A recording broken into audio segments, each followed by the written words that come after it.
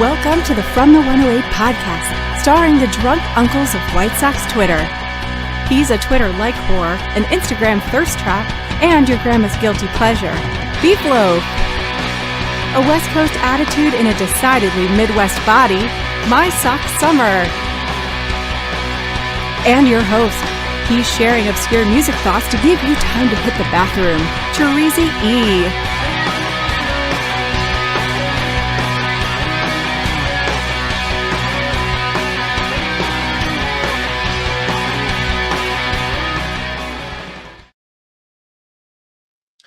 Thank you, Chorizy. Welcome to the From the 108 podcast. Get ready for some baseball, beer, and bullshit.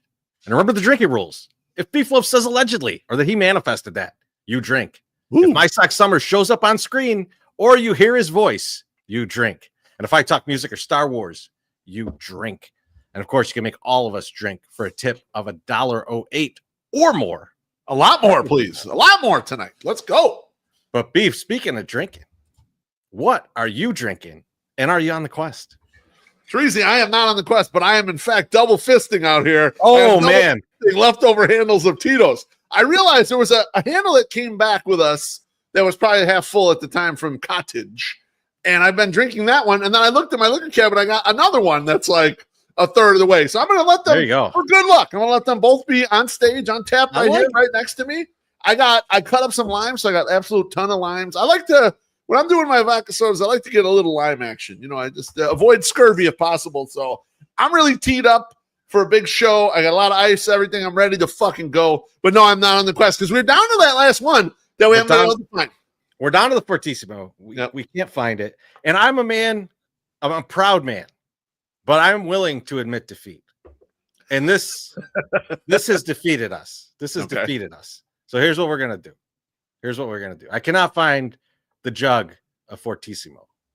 But I found the magnum of Fortissimo. Yes! The magnum. And we're going to drink this. This is going to count. However, we're taking a penalty. This is a 10% penalty. We got to add five new drinks to the list. I like it. So it becomes a list of 55. And my beautiful commenters, we need help picking. And we need to know from you, yes, sir, what should get added to the list. We got to get 5. We might not pick all 5 tonight, but we're going to pick some. And I got to tell you, if you were to make it a super chat, there's much better chance of you getting it. I mean, you'd almost be a lock. You make it a super chat, and we haven't done it already. If we've already done it, if you pick something we already did, it's not going to work. You won't be able to. And also, it has to be something that exists still. Yeah, that we can actually find. Come on now. You know, you got to do us right here. So because that's the problem. Fair. You know, Mailman Jack gave us the Fortissimo jug. You think he did that on purpose? Do you think Mailman Jack did that? Because I've been giving him a little bit of shit.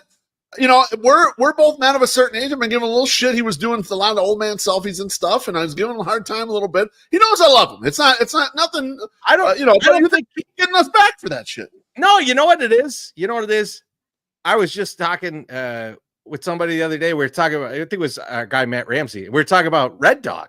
Like, Red Dog still has to exist, right? It's discontinued like 15 years ago.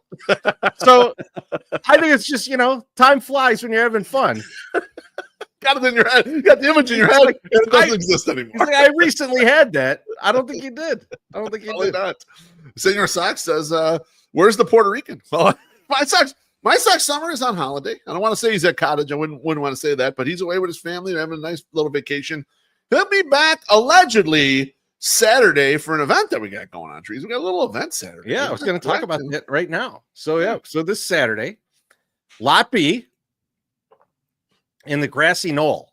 Yes. There's going to be a stage set up there. There's going to be all kinds of stuff going on. Circus performers, skydivers, all kinds of shit. Stuff we're not involved in, but this is something we are involved in. But also, White Sox Dave has invited us to join him for his live show that he's doing.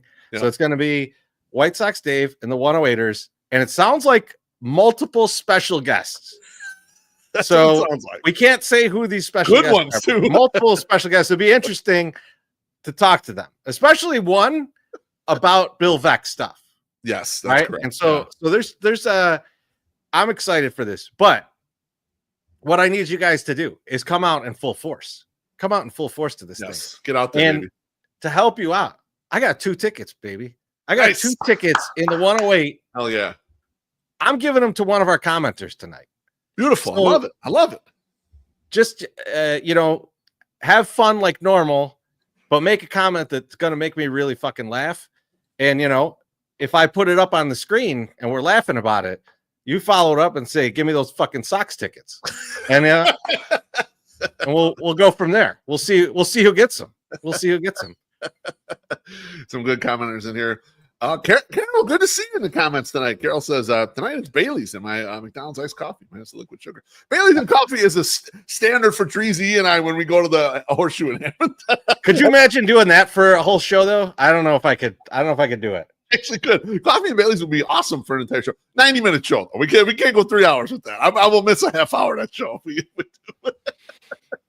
Sox says, White Sox Dave such a diva now that he has bangs. Oh man, his hair's coming in, man. It's crazy. It's crazy. It's like the first chia pet you ever got. We met the Bald Stool, some of the Bald Stool crew at the game last time we were all there, and then we went to Corks with them.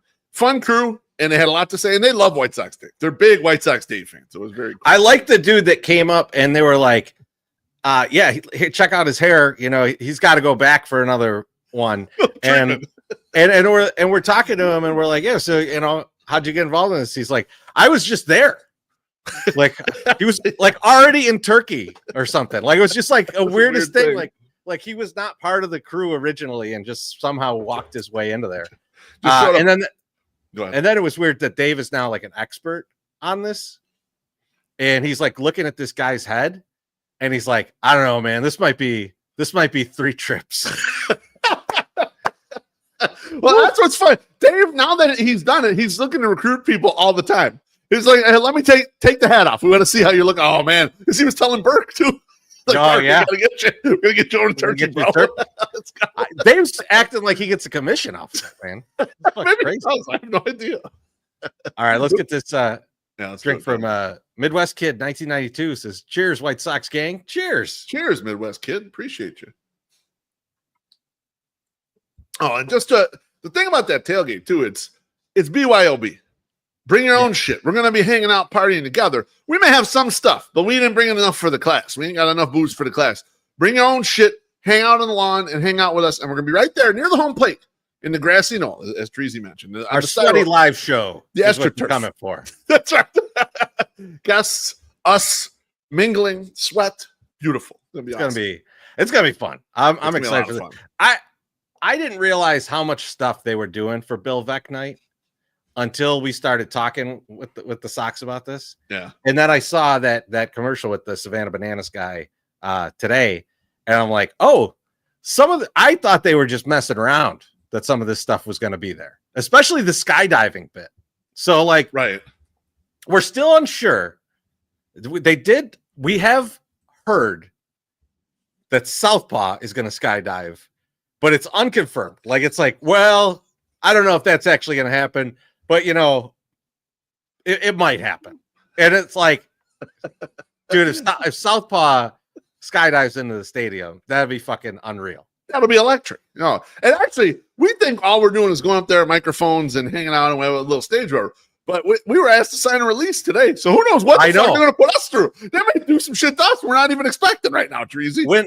When my heirs are mentioned in a release, I'm worried about what they're going to have us do. A little concerned, just a little concerned. But it's okay. We'll be all right. The language of that release was like, what is this? What did I sign up for? What did Dave get us into? yeah, that's right. We blame White Sox Dave always, but no, it's gonna be a great time. Trey says we need a 108 Wives complaint segment again. So here's the funny thing, Beef. I haven't told you this, so I'm going to spring this on you right now. Okay, do it. Let's go. Me and Cornsey were away this weekend, having some cocktails as we do. Oh, shout out to Cornsey for planning a great trip. Nice. We're having some cocktails, and she's like, what are you guys going to do for the podcast next week? Not this week, but this upcoming week, because Beef, me and you are going to be out of town. We're going to be out of town. We will not be doing the podcast. Yeah. And she's like, should the ladies do the podcast next week? And I said, that sounds like a good idea. I think Trey thinks that it'd be a good idea. So cheers to you, Trey. I think I already drank it, but I'm going to drink another one for you, buddy.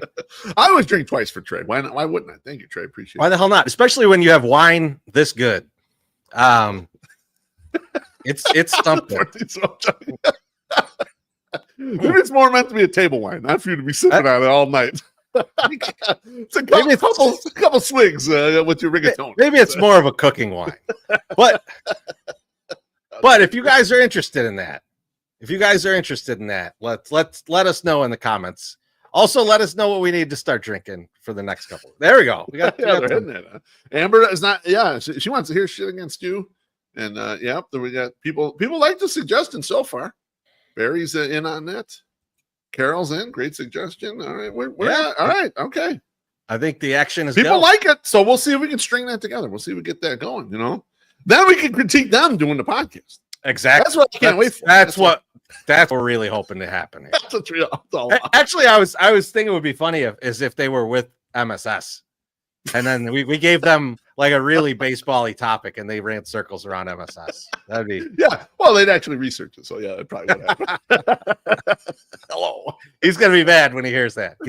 That's the only thing. That's the only thing we're gonna get a text about. We could later on in this episode go, man, what a great ad read by MSS. I hear he has the hugest cock in Chicago. And it'll be like, you guys were messing with me about my baseball stuff. That'll be what we hear about. Well, when MSS has good baseball points, I always give them a pat on the fanny, and I bring them back around in the future. I don't know if you noticed that, Trees. I try to reuse them, bring them back, and he still gets mad, still gets upset.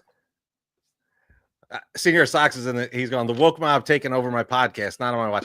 Dude, don't all caps us thinking that we're gonna bow to you and be like, okay, the wives will show some cleavage for you, buddy. That's what he's looking Calm for. Down out there.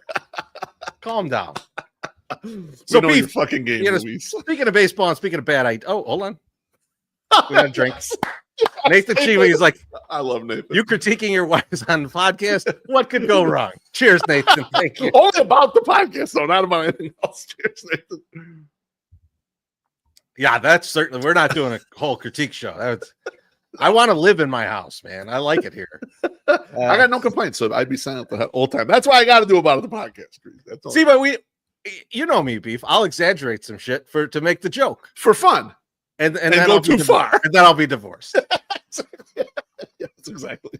I like being married, man. So, Beef. Speaking of bad ideas, now let's go. Let's hit it. I tweeted the other day that I missed the post-trade deadline waiver trades.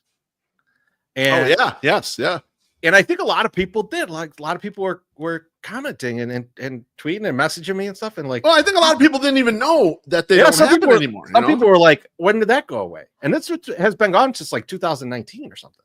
Right. And so, but I was thinking about it because I liked those. And I think also it's a good thing when you got a team, let's say like the Cubs this year, right? They trade for Soroka, guy gets hurt immediately. Now, right. Maybe a little foresight, guys, on who you traded for, but he's never been injured before, Soroka. It's somewhat bad luck, right? And other teams have experienced bad luck like that before. Yeah. So I was thinking the waiver trade with a twist, Beef. Okay, let's hear it. One. So the way it used to work is you put a guy out on waivers, but they're revocable. So he goes through the waivers, pull him back. So if someone claims him that you don't want to trade him to, or that's just grabbing him for no reason, you pull him back. Or if you don't make a deal in like 48 hours, it just automatically they come back. Right. And then if you get through waivers, you can trade the guy to whoever. Free and clear. Yeah, that's right. Yeah. Fuck that. I don't like either part of that. Okay, all right. We're going somewhere now. There's no free and clear in this. Okay. You put your claim in if you want the player. Also, not revocable. Not revocable at all. You put that guy out there, he's out there. Yeah. He's out there. Someone claims him, they can get him. But here's the extra twist. We're talking draft picks now, Beef. Oh, okay. So all right. If you put a claim on a guy, so let's say, for example, the White Sox put Andrew Benintendi out there. Okay. That's a big contract to eat. Correct. Right? Yep. But let's say you want the guy. Whoever the team is that claims him, they are getting him, but they give up a minimum of their second round pick in the next draft. Oh, too high. You think too high? I think too high because third. They're not going to want to sacrifice. I thought you were going to say they're going to have to give up their last pick of the draft or something like that. I mean it's got to hurt. It's got to be something. Yeah, it's going to be something. Yeah, so that so they can't be fucking around. I know what you're saying. Teams don't just do it. So you're not. Someone fucking has around. to really want that guy.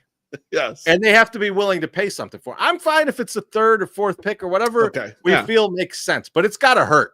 It's got to hurt. It's got to hurt a little bit so that like the Pirates don't just grab everybody or the Rockies, right? Well, I was going to ask you about that. How do you deter the teams first in line from just blocking everything for every fucking thing just to be assholes, right? Okay, so this is how you do it. You make so maybe it's we start at the fourth pick, but you get second guy, it's a third pick and second and so on, right? You can only do 4 because you run out of picks.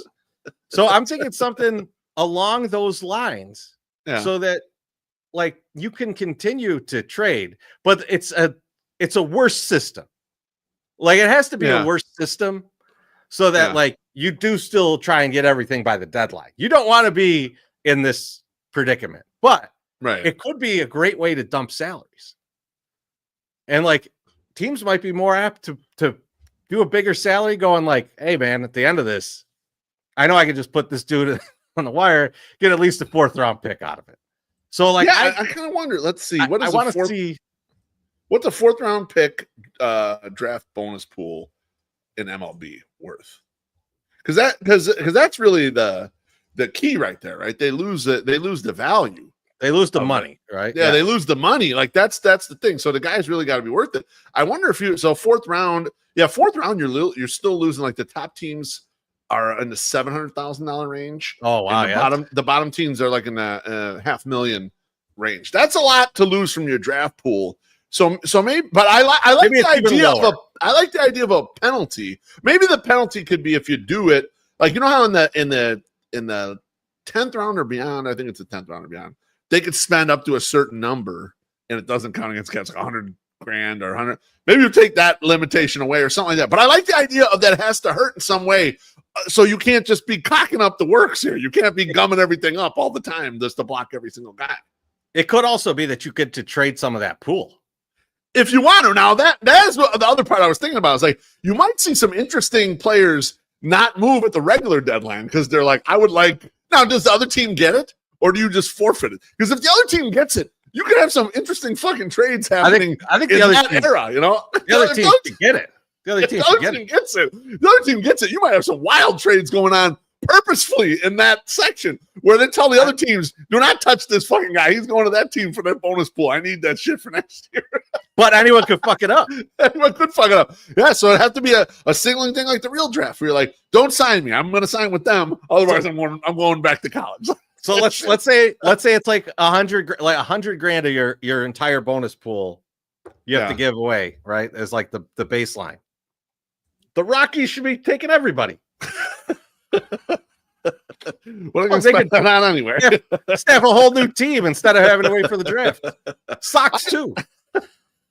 You know, it's funny though. I like the general idea because the player movement had kind of stopped, but then it started back up again the last year or two, where teams, when the guys stopped being usable after the trade deadline, just to get rid of the salary, they were throwing them out there and hoping someone claimed them so they didn't have to fucking pay the guys anymore. It's like, here's some free available talent. And teams were picking up bullpen arms and shit, not anything premium, but like stuff to get you to the deadline, whatever. It's like 18 or something, like 2018 or something, where Verlander moved to 17, like somewhere around there. Oh, and that, and that. But I don't think he was a waiver deadline though, because when the waiver one, you couldn't play in the postseason, right? When he moved right before the regular one, I believe was the deal, because he was able to play in the postseason. That was the old rules too. You couldn't play in the postseason when you were in the waiver round of it. Because I remember guys that move in September, and it's like, well, he can't be on a postseason roster, but he can help them, for the last month. I feel like there was a deadline for that too, though. I feel like there was like I think you're right. September 1 maybe was that deadline.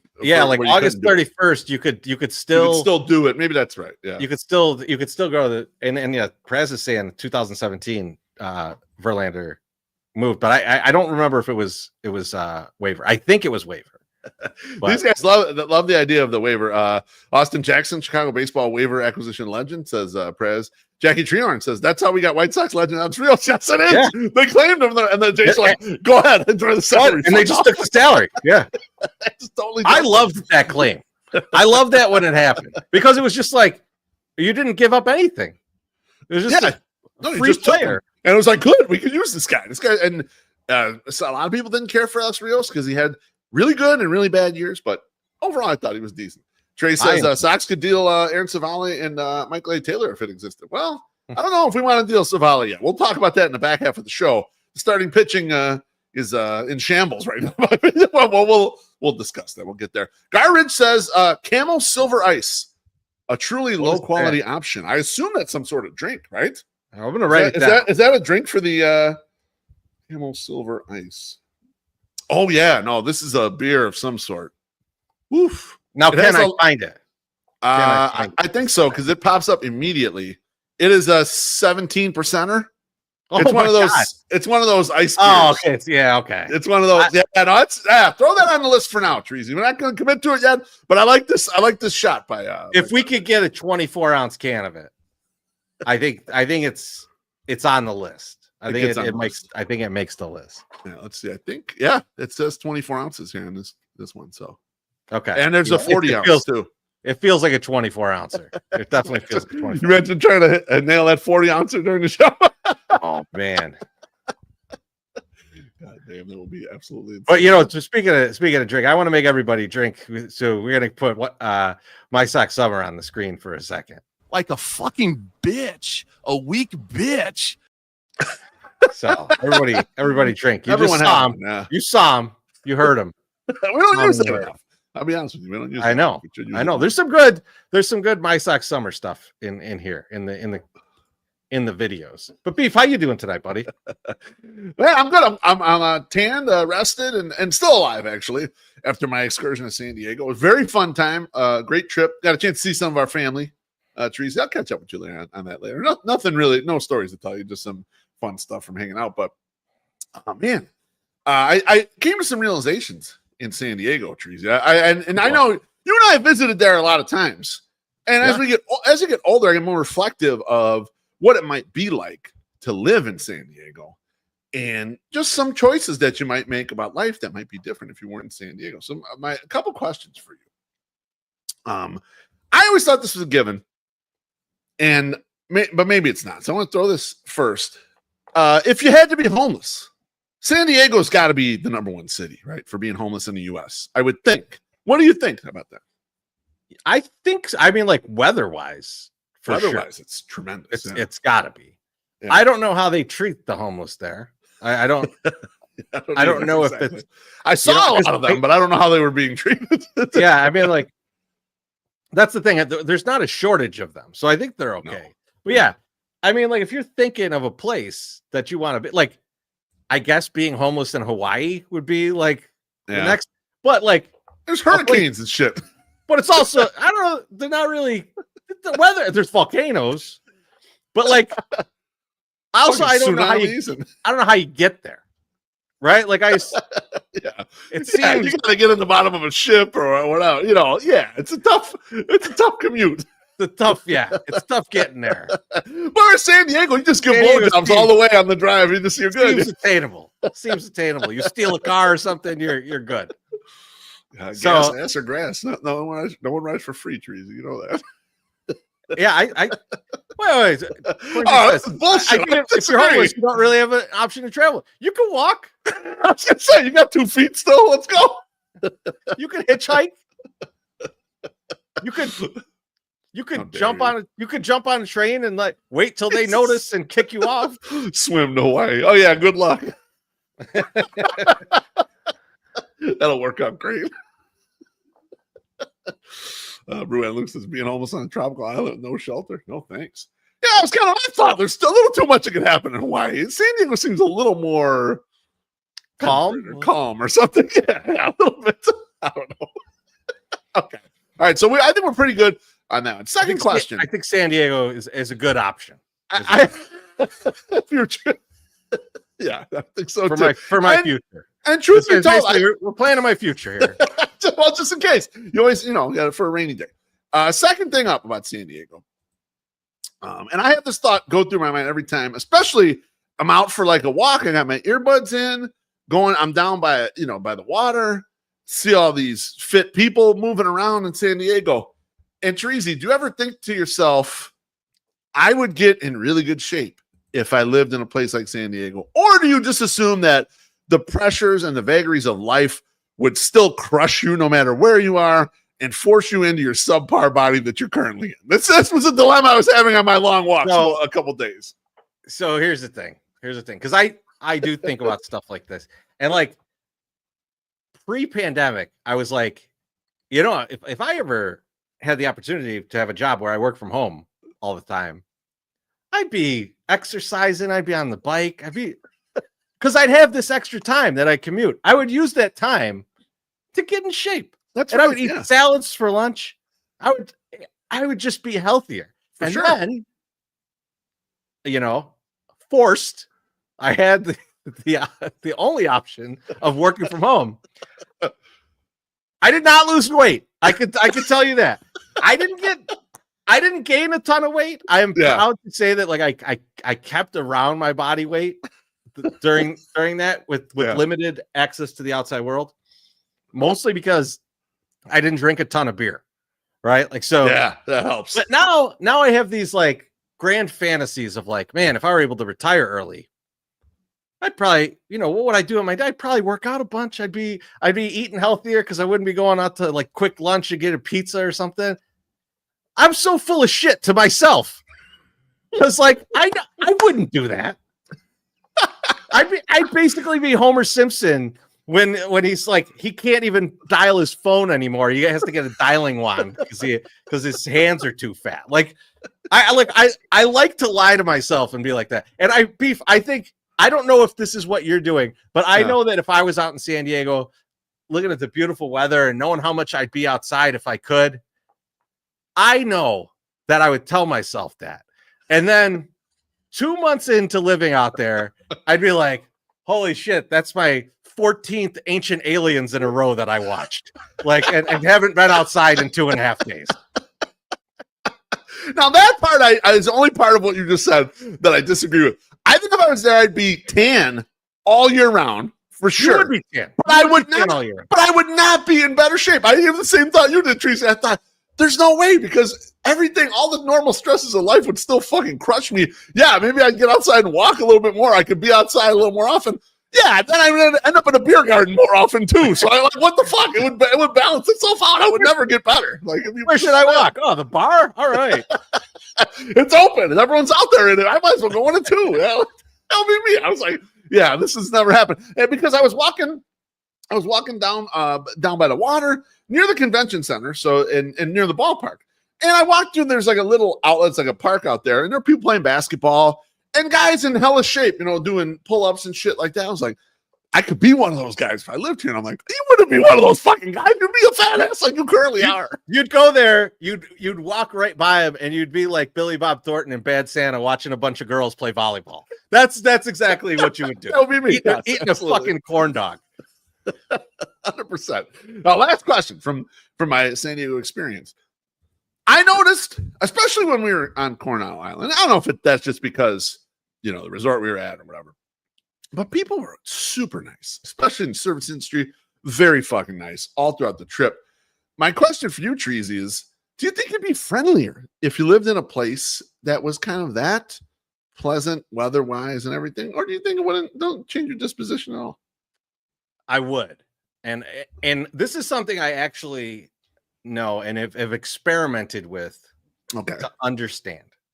Because I think that like the sunlight thing, like helping it is 100% accurate. It's real. I mean, it's scientific, everything. But I've noticed that like when I'm at work, so I have an office, but it's not. I ain't got no corner office. All right. I got an office and it's basically Milton's office. Right. Okay. Like, so there's your wife has been in my office. She knows there's no sunlight getting anywhere fucking near that. Okay. Right.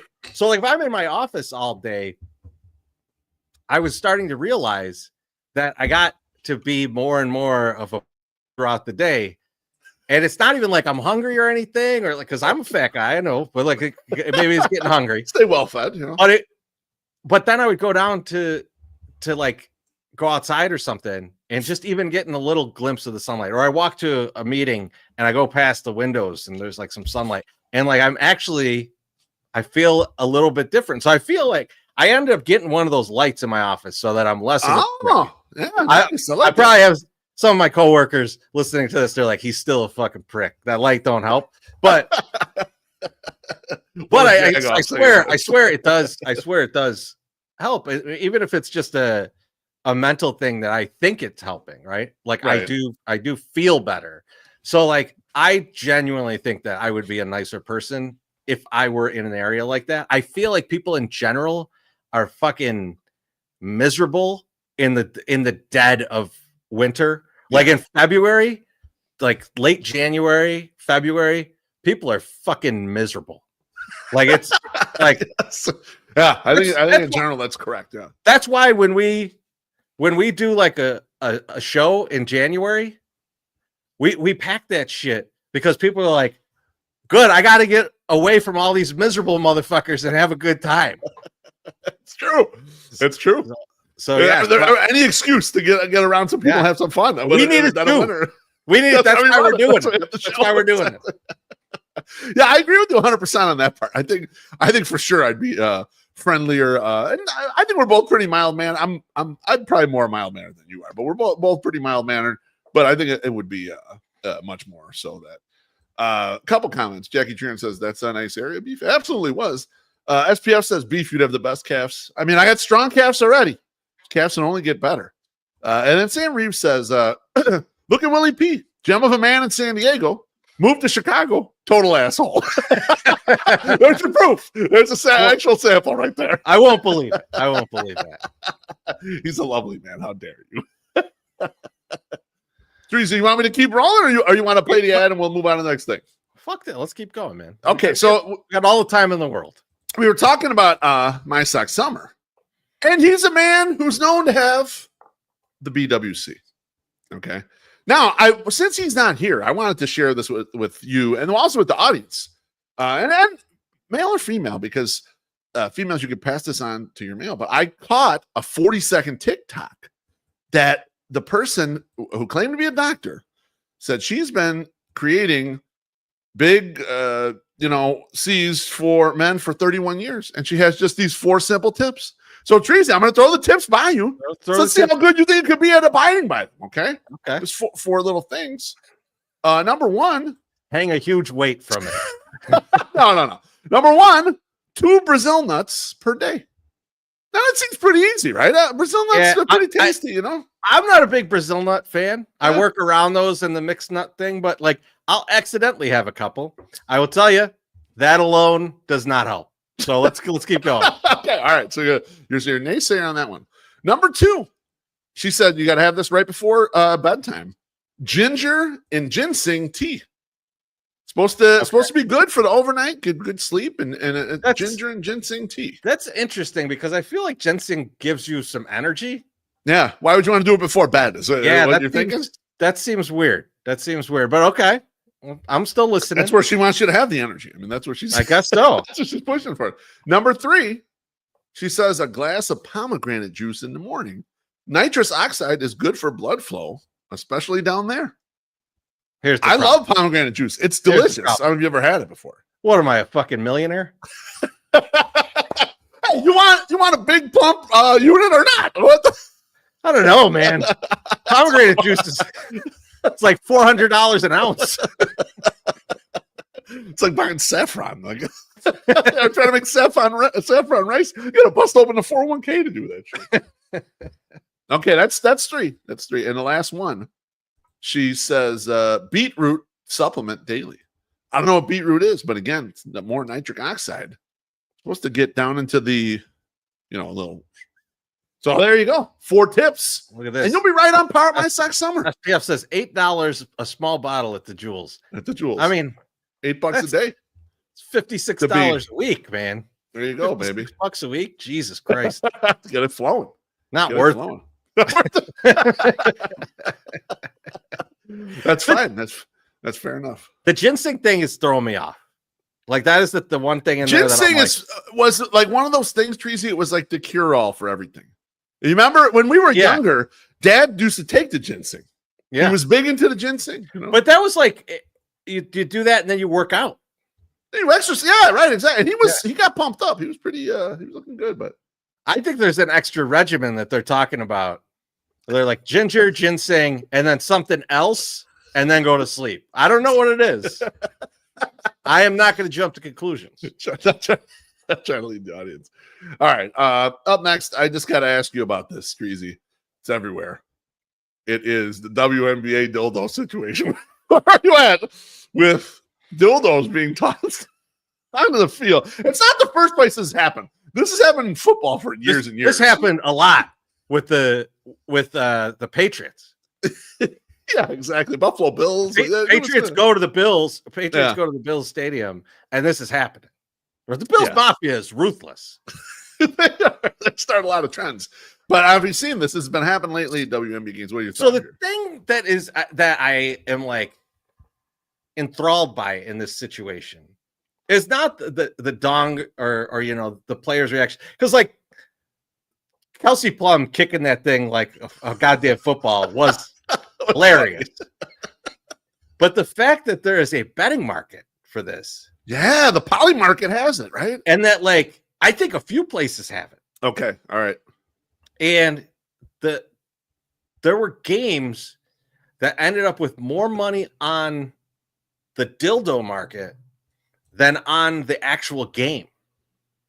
Like, so more people the handle. More people were betting that than dildo they were or no dildo. Who's going to win the game? And I can't help but think, like, I saw a few tweets where people were like, why not just bet like the max $5,000 bet on this for like do it yourself? The color that's like the lowest odds, like the best odds, like the longest odds. Yeah. And just be like, throw that shit out there. Even if you get arrested, are they going to charge you $5,000? You just made like $40,000. So you don't know how many dildo artists are there, and they might beat you to the punch. They might beat you to it. They might find you see that thing flying. Throw. You better have a good arm. You better knock it off the court. Jesus. I mean, like I also like I guess I'm too used to going to White Sox games where they like scour through everything that you have. Yeah. Like security hasn't noticed these. Like I guess like if you just do like just walk through. I know. I don't mean to Drewski you with but you can hide them in certain places. Christopher Walken knows. Take it easy there, right? Yeah, it wasn't in my bag. You're right. A watch and something else. Hello. But I don't know. I'm like I also think I'm also going to find it very funny the people that get busted for doing it, and get like a huge fine or put on probation or something. Like I don't think anyone's going to serve prison time over this, but like it'll definitely be on your permanent record, right? Imagine like forever, my friend. Imagine you're going to a job interview and they're like, we're just going to do a simple background check. Like, so, do you want to explain this green dildo incident? Wow. How does that fit in? How you fit on this team? The year is 2025. Hey, what are you in for, Sam Reeves? That'd be a fun conversation too. I just think it's so bizarre and weird, and it's like I don't know whether to like. I've laughed at it already, but I don't know if I'm tired of it already or if I'm just sort of like it's gonna go away before I believe anything about it. Like I don't even care at all. I don't need any more of it. It's good. It's novelty's gone. The betting, like I think it was I forget the guy's name. Is it Dave Mason? One of the guys that like Dave Mason's the bet online guy. Yeah. He's so I was watching Sammy and Joe the other day, and they were talking about it, and they're like, "Yeah, Dave Mason posting like I'm waking up in the middle of the night to go reset the odds on this because it happened again. And he's like, what did I do to end up in this position in my life? What a life. That's insane shit. Oh man. The comments still back on the other thing. No horny goat weed and he says cocaine ? Oh, and geez. Senor Sox is claiming, how the fuck do we not know what beetroot is? We don't. I don't know. I've never heard of it. I'm sorry. I mean, I assume it has something to do with beets, but like, right. Let's get that. I don't think we got Nathan's drink here. He says, if ginseng worked, MySoxSummer would be referencing Asian porn stars like the buzzer on Linsanity and the next. Thank you. That's correct, actually. All right. That's a great comment. That's a great comment. Absolutely. Nathan, if you wanted those tickets, you just shout. Just shout, man. Absolutely can have them. You want another one or no? Let's go. Let's keep it going. All right, my guy. And this is going to be funny. This will hit home with us here. My guy, Scott Lewis, VP of Wu-Tang Financial, tweeted this the other day. He says, this is a pot meets kettle tweet, and it is for us too, Treasy, especially if we believe this.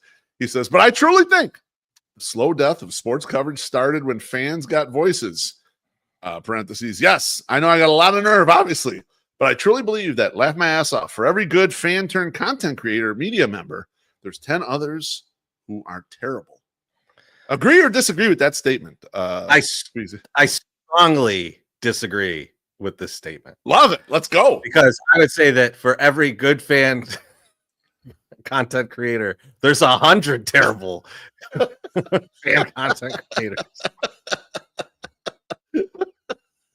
I saw the tweet and I was sort of like, yeah, I agree wholeheartedly with this, and not just in a way where like I think, oh, we're obviously some of the good ones, and we're not part of that question, because I think we teeter close enough to being bad sometimes with some of that stuff. I just think, fuck, we better be better than this, man. Otherwise, we should shut the fuck up. And so, like, this is one thing that keeps me driven, and the fact that he was touching a nerve with me, because I was sort of like, man, I always got to make sure I'm prepared, make sure we don't sound like total dickheads. Yeah, we're going to talk cock and we're going to talk toilet stuff and what dildos flying in the court or whatever. But when we're talking ball, I better fucking know what I'm talking about. Otherwise, I'm going to be one of these fucking dickheads that, that's not prepared, doesn't know. And I was like, man, that really hit me hard. Like, and especially a guy that we're buddies with. It's like putting that shit out. It's crazy. I mean, it feels like the Carlin. It feels like the Carlin thing, right? It's like, think of who you would consider to have average intelligence, and realize that half the population is dumber than that guy.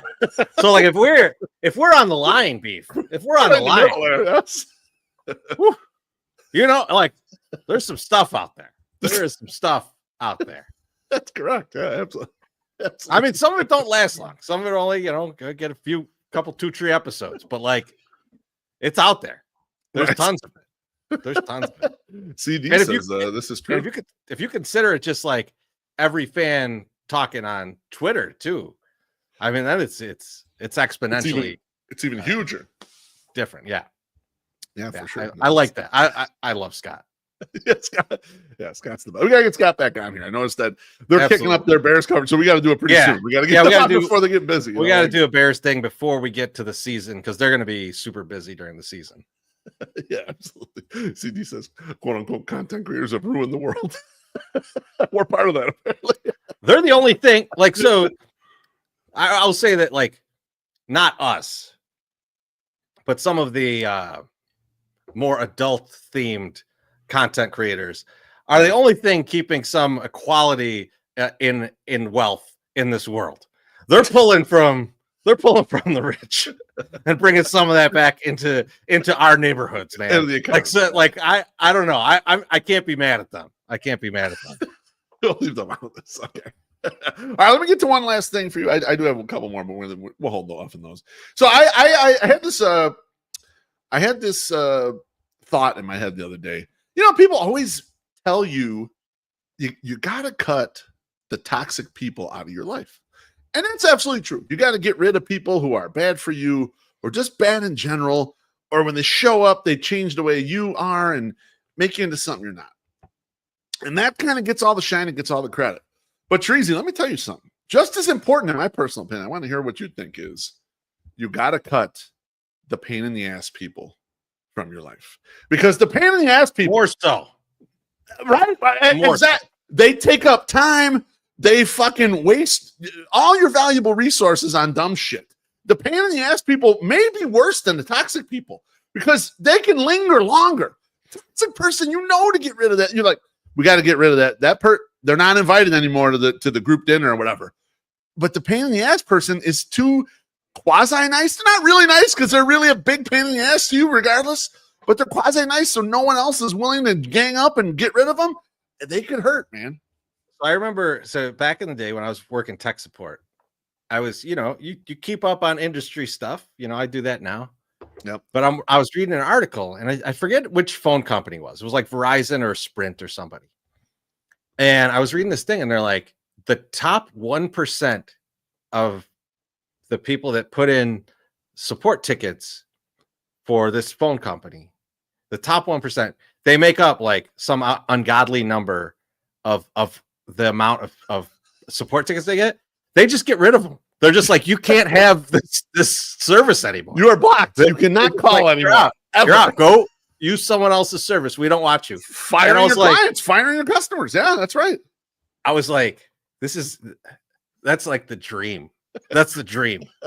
Like if you could take everybody that soaks up like every ounce of your patience and just be like, go find a different planet to live on. Like this is somewhere else. That's how you got to do it. I like that, Beef. I do think, get the toxic people out of your life. But I think those people, the pain in the ass people, are toxic too. Like in their own way. They wouldn't be considered toxic by the random person. But you're right. In their own way, they are toxic. They're bad for you. Amber says 20% of your people cause 80% of your problems. Asking about HR. 100% correct. This is all Pareto principle type shit layered in different directions. But yes, agreed 100%. And another thing about the toxic people, or what people might say is toxic, Chorizy, remember, we would label some of our friends high risk, high reward friends. So like you could end up in a fight because of this friend, but you might also have one of the best fucking nights you've ever had because of this friend. And so they might, for a lot of people, be on the toxic side. We might pull them off the toxic side just barely. Got limited doses of that friend, but they're not the pain in the ass friend. The pain in the ass friend is way worse. Yeah. Oh yeah. Way worse. Way worse. Because like most of the time you can de-escalate that fight. Most of the time you can get. Sometimes you get hit. It happens. Try not to. Sam Reeves says this explains why MSS is missing tonight. No, that is not true. How dare you, Sam? And now they're laughing a lot in the comments. You son of a bitches. MSS doing some beautiful merch work out there. Yeah, I can't wait for people to see the next thing because there's no question. He told me about it. I was like, and then he showed it to me. I was like, oh, I like that. I do like that. Like, let's go. All right, we should probably get to a goddamn commercial here. Let's do it. I got it. Summer's not over yet. There is still plenty of time to hang out on the fabulous patio at Lawrence's Fish and Shrimp. Whether you're dipping crispy shrimp, diving into golden fish fillets, or just soaking up the Chicago sun with friends, our patio is the ultimate summer hangout. It's big, breezy, and built for everything from weekday lunches to weekend feasts. Let's be honest, come winter, you're going to miss this. The laughs, the sunsets, homemade cocktails. What are you waiting for? The patio is here now, and it's the place to be in the summer. Don't waste a single day. Grab a seat outside at Lawrence's Fish and Shrimp. Your taste buds and your future winter self will thank you. Hungry? Stop by one of our 4 locations today and put your taste buds to the ultimate test. Order ahead to avoid the wait at chicagoshrimp.com. Lawrence's Fish and Shrimp, serving the seafood you crave for 75 years. Oh, baby. Man, I got to get over Lawrence's. I ain't been there in a minute. It's delicious. But Beef, it is time for the local look. Yeah, I love the local look. I'm going to kick it off here. Do it. Now, me and you, we typically find a way to be out of town the weekend of Lollapalooza. 4th of July, Lollapalooza. You can almost count on us being gone somewhere. I either hang out just strictly on the south side and just avoid everything, or I just get the hell out of town.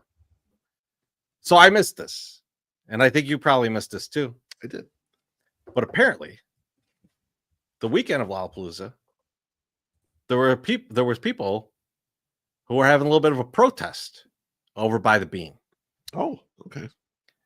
And the article that I read is titled, "No, a man isn't inside Chicago's Bean," Alderman says. This is not an Onion article. What the fuck? It says, beginning last week, the group of less than a dozen people could be seen standing outside chanting, "There is a man in the Bean." What do we want? The man to get out. When do we want it? Now, the group was heard saying. Signs called for the man's release and for officials to unlock Cloudgate. Handouts suggested the man's existence was being kept a secret from Chicagoans. The handouts claimed a baby was stolen during the construction of the sculpture and has been captive inside the Bean for 2 decades. When asked what led to believing a man was trapped inside the sculpture, the group told NBC Chicago's Matthew Rodriguez, when the light hits it just right and you're looking at it from the perfect angle, you can see a faint outline of a man. They urged people to call the local alderman's office and demand the man's release. So I have a couple questions for you, Beef, because the alderman said that their phone lines were flooded with calls about this. And they thought it was funny, but they were like, hey, this is getting in the way of actual aldermanic business. Please stop doing this. So I got a couple questions. One is, I like the bit, but who the fuck is who is calling the alderman over this? Describe the person to me that would actually pick up the phone and make a call to the, because nobody calls anybody anymore. No. So who's making this phone call? Yeah, it's funny that you mentioned that because I was trying to think of the proper age group. Because normally activists are younger, right? But this is not a young activist. Young activists also ain't going down to the Bean and looking at the Bean very closely. There are going to be other places in known causes. This has to be someone in their 50s or 60s. And someone that has a personal fucking beef with this alderman. Like it's less about the initial thing that was done and more about, you screwed me out of something 25 years ago. And now I got some people. We'll pull these people together and we'll pull this thing. And we can kind of get a handful of idiots to believe this. Fuck it. Let's just go with it, that there's a man inside of this. So I think it's someone, I'll say someone in their late 50s, definitely unemployed. They're not to say they didn't at some point have a good job, but they got time on their hands right now to scheme this. You have a little time to scheme it. It's tough to be able to do as your sideline. Like I'm not who's running this, but who's actually picking up the phone and calling the goddamn alderman about this. Yeah, no, it's definitely not people who live in that area. It's got to be people from outside. I'm guessing far north side, people that are just frustrated with things and just want to give some shit to this alderman. Because who the fuck? It's not young people. Young people aren't calling for that. Young people call for other weird shit. They don't call anyone. They would text in. A young person hasn't used the phone in at least 30 years. If it was a flood of Snapchats, then it would be a young people's cause here. But that's not what this is right here. It's got to be older people. It's got to be people in the 50s, semi-retired, retired, unemployed, unemployable. That's the group right there. So you touched on they must have some kind of beef. Must have some kind of beef with the alderman. And I was thinking, it doesn't. Sending it to the alderman's office seems weak. Remember the Steve Albini thing? So if you're not familiar, Steve Albini tells this story in Out of the Loop, which is a great documentary. And he tells the story about when Jerry Garcia died, that someone went to a candlelight vigil for Jerry Garcia and handed out flyers that said, leave a message. If you want to leave a message for Jerry's family, give me well wishes, call this number and leave a voice message. And it was Steve Albini's number. And so Steve Albini had thousands of voicemails. I'm great bit. Just for Jerry Garcia's family. Incredible bit. This one is they picked the alderman and it's going to an office, right? So it's yeah, whatever. Who should they have sent this to? Whose number should this have been? Who would you have picked? If you were running this scam? I'm not sure it's necessarily a bad choice, the level they went to with choosing alderman, Chorizy, because it's a level of it will get some attention. If you go a level or two lower than that, at some point they're going to start blowing you off. A worker, an hourly worker, wherever the fuck is just going to be like, fuck these assholes. I'm going to say ignore this shit or whatever. If you go too high, they don't care. Alderman's like the perfect level where there's an amount of annoyance and they kind of got to take care of it. They kind of got to deal with shit in the area. And if even one or two people that call have any juice, they got to fucking get their arms around it, even if they know it's total bullshit. And so like that, I think that's one of the things that makes Chicago so good. And people outside don't love Chicago, but I've heard this thought before. It's like, yeah, the guy down the street that plows the snow and the one that cleans the street or whatever. And so if something gets fucked up, you have someone to complain to. And the alderman is your arm to complain to. And so I think that is a good level. I think Treasy, do you think you'd go higher or lower with this complaint than alderman, or do you think it's okay? Oh, I think I'd do it to like one of my friends. I would be like, it's useless because it's too mainstream. This should be like pocket done to someone you're friends with, and they should get all the grief for this. I mean, like, kind of, right? Like, I mean, like, I give it to them. They made it into like NBC.com, right? Like, NBC5.com or whatever it was. So, like, they did a good job of getting it out there, like, because they did it to the alderman. But I also think, like, it could have, like, this would be hilarious if you did it to one of your boys. Like, they just get like, call this number to protest, and that like it's like me, and I don't have any message on my voicemail. It's just like leave a voicemail, and so like because I'm like I'm never gonna listen to these. But if I all of a sudden got like 1,000 voicemails, I would be like, what the hell's going on? Start listening and get all. You have a new number is what you have. Basically, you never got to do it that long. Perez has an idea. It says, give the number of a bar with shitty service. Now you're thinking outside the box here. Here's the way to send it. John Carney says, give them Madigan's phone number. Yeah, we can find Wait, which one? I think one of those is only for collect calls. But like, but yeah, I mean, like, I think that there's an endless amount of people that you could fuck with. And like, I think that the alderman, I feel like the problem I have with that is there's probably like a administrator there that's actually getting that's got the coverage. Like that's why the alderman's just like, haha, this is funny. And it's like you wouldn't be funny if that was your personal fucking phone. Like haha, real fun motherfucker. But I think a lot of people don't even pick up their voicemails or even listen to them anymore. People just fucking delete them if they don't recognize the number. Because you get so much bullshit calls, like. Quarantine saw my phone the other day. I had 53 unlistened to voicemails.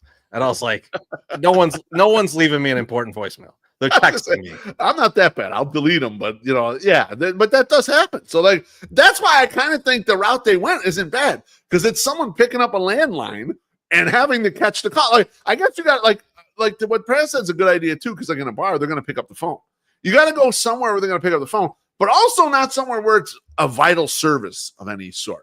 You don't want to cock up the phone lines you know, something that could be important. Like you don't want to put up like an ambulance number or something. Like you don't want to go too far. Now, let's say you have a ticket rep at the Sox and he's not getting you like a bunch of free shit.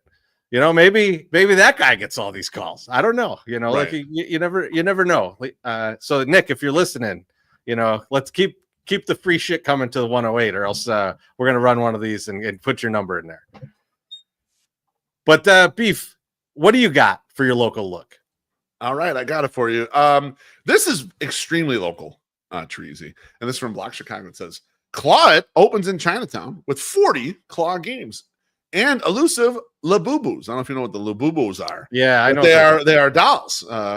And so the new store, one of the few stores open in Claw. So this place, Chinatown. Are you so desperate for a Labubu that you're willing to test your luck for one? Well, there's a new place in Chinatown called Claude that gives you a chance to score a wildly popular monster plush doll, so long as you have the skill with a claw machine. The store opened in June on the second floor of a strip mall at 2252 South Canal Street.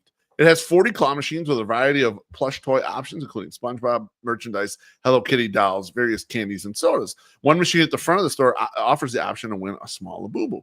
Now, this is the Treasy. I'm going to pull a picture up here. This is the little strip mall right there across the street from my old condo.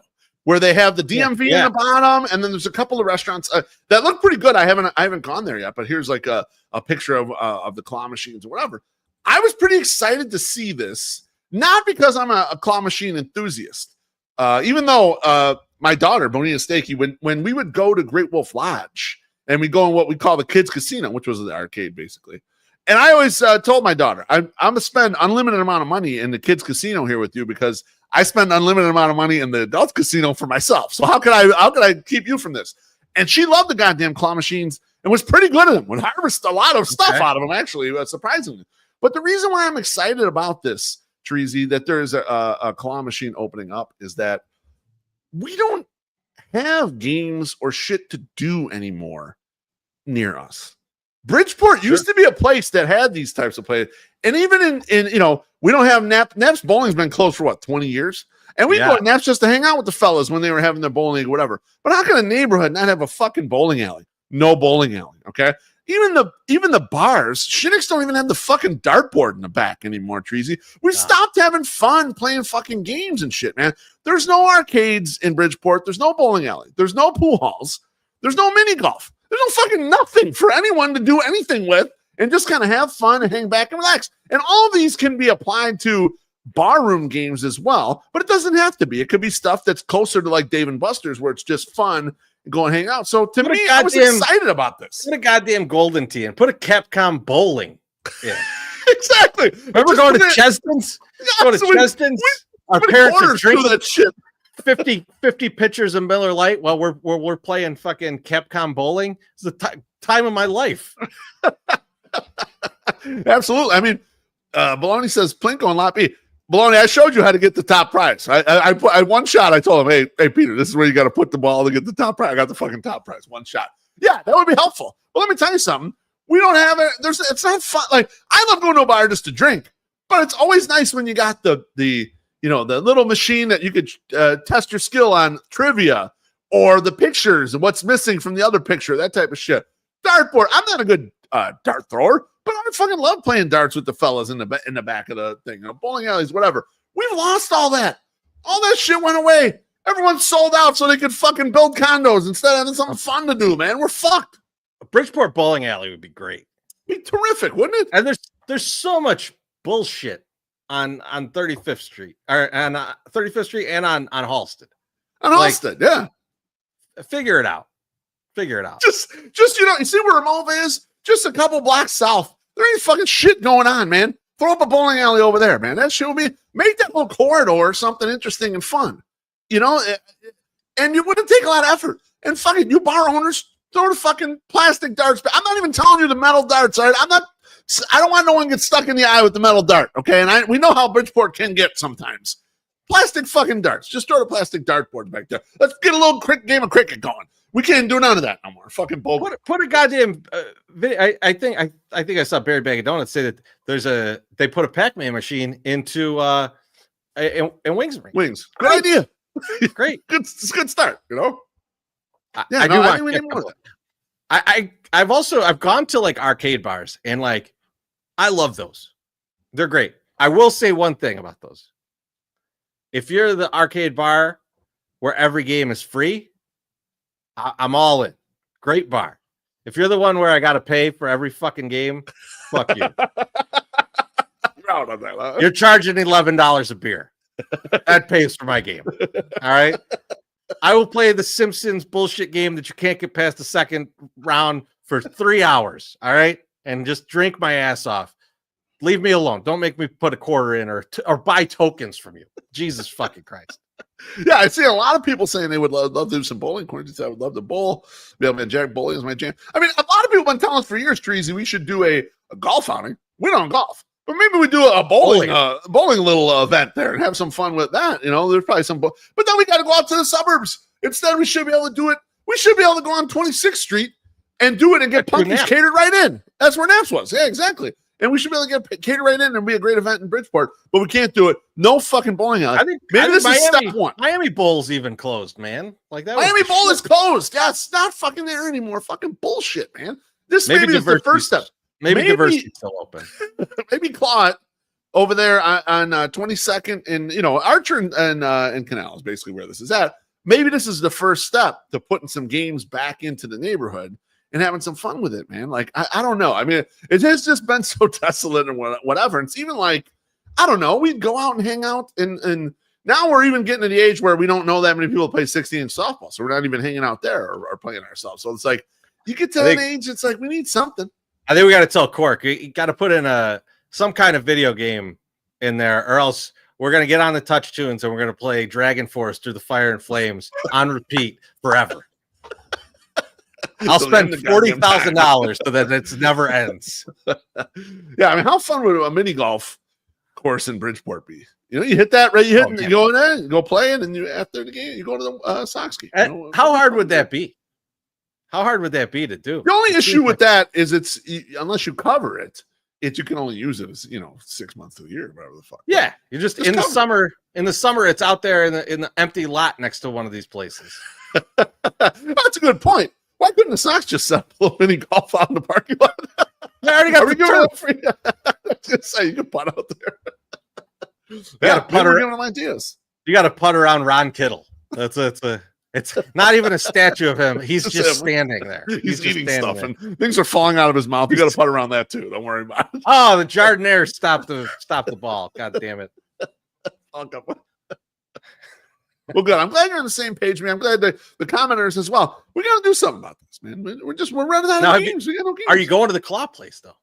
I think so. I think I'm going to go there just to check it out. I probably should claw. I'm not much in the claw game. Like if we're going to the arcades or whatever. I'm in video games. You want to go? You want to go clawing up? We go clawing up. But I need Bonita to be there. She can. She actually knows how to do it, or at least she did when she was a little younger. So I'll give her like a hundo and just you'll stake her. Get as many of those Labubus out as possible. We're gonna sell them on eBay, and not us with MySoxSummer. Us. No, MySoxSummer. Yeah, we're cutting him out. He kites our checks with some of this stuff. We're getting a return there. Mrs. B says, "How about a couple 2-tree skee ball machines?" That's what I'm talking about, man. If you have a little action, it'd be some fun. Skee ball's great. I love skee ball. When we're in the kids casino, Great Wolf. I mean, we haven't been in a couple years, but I love skee ball, man. I'll go play some skee ball in there. No doubt about it. Cornsey says we got West Loop. There's a mini golf place. Really? Oh, I wasn't aware of that. I know there's a place where you can do go do that when we're not going to Savannah Bananas. Hello. I am going Friday night, but Friday night I'm supposed to go too. So we'll see. We'll see how that goes. See if our flight gets back in time. Man, that's a risk, Beef, but that's a risk I'm willing to take. It's a risk I'm willing to take. Absolutely. Tarito says, "What about 108 roller skating out?" No. At our age, are you kidding me? 20 people get injured. Like roller skating is second on the list of places where someone will die on a 108 outing. Colorado baseball game is the other one. That's drinking at altitude with all you fucking maniacs is a terrible idea. Well, he says, "Fuck it, make Lot G into a Dave & Buster's." I don't want to copy Dave & Buster's business model, but there should be some games in Bridgeport. You know what I mean? No, you know what we should do is we should make it into one of those carnivals with the bullshit rides. A good idea. That fall apart and all that. Yeah, but we don't need like the tilt-a-whirl or anything. We just need all the games. We need all the games. We need carnies that offering us big stuffed animals if we can hit enough little clowns with pellets. Like that's what Lot G needs to be. It needs to be like a little carnival. And if I could get fried Twinkies there, even better. Then we're a go. We're full go. I love it. All right. Good. Pay some more bills. Let's do it.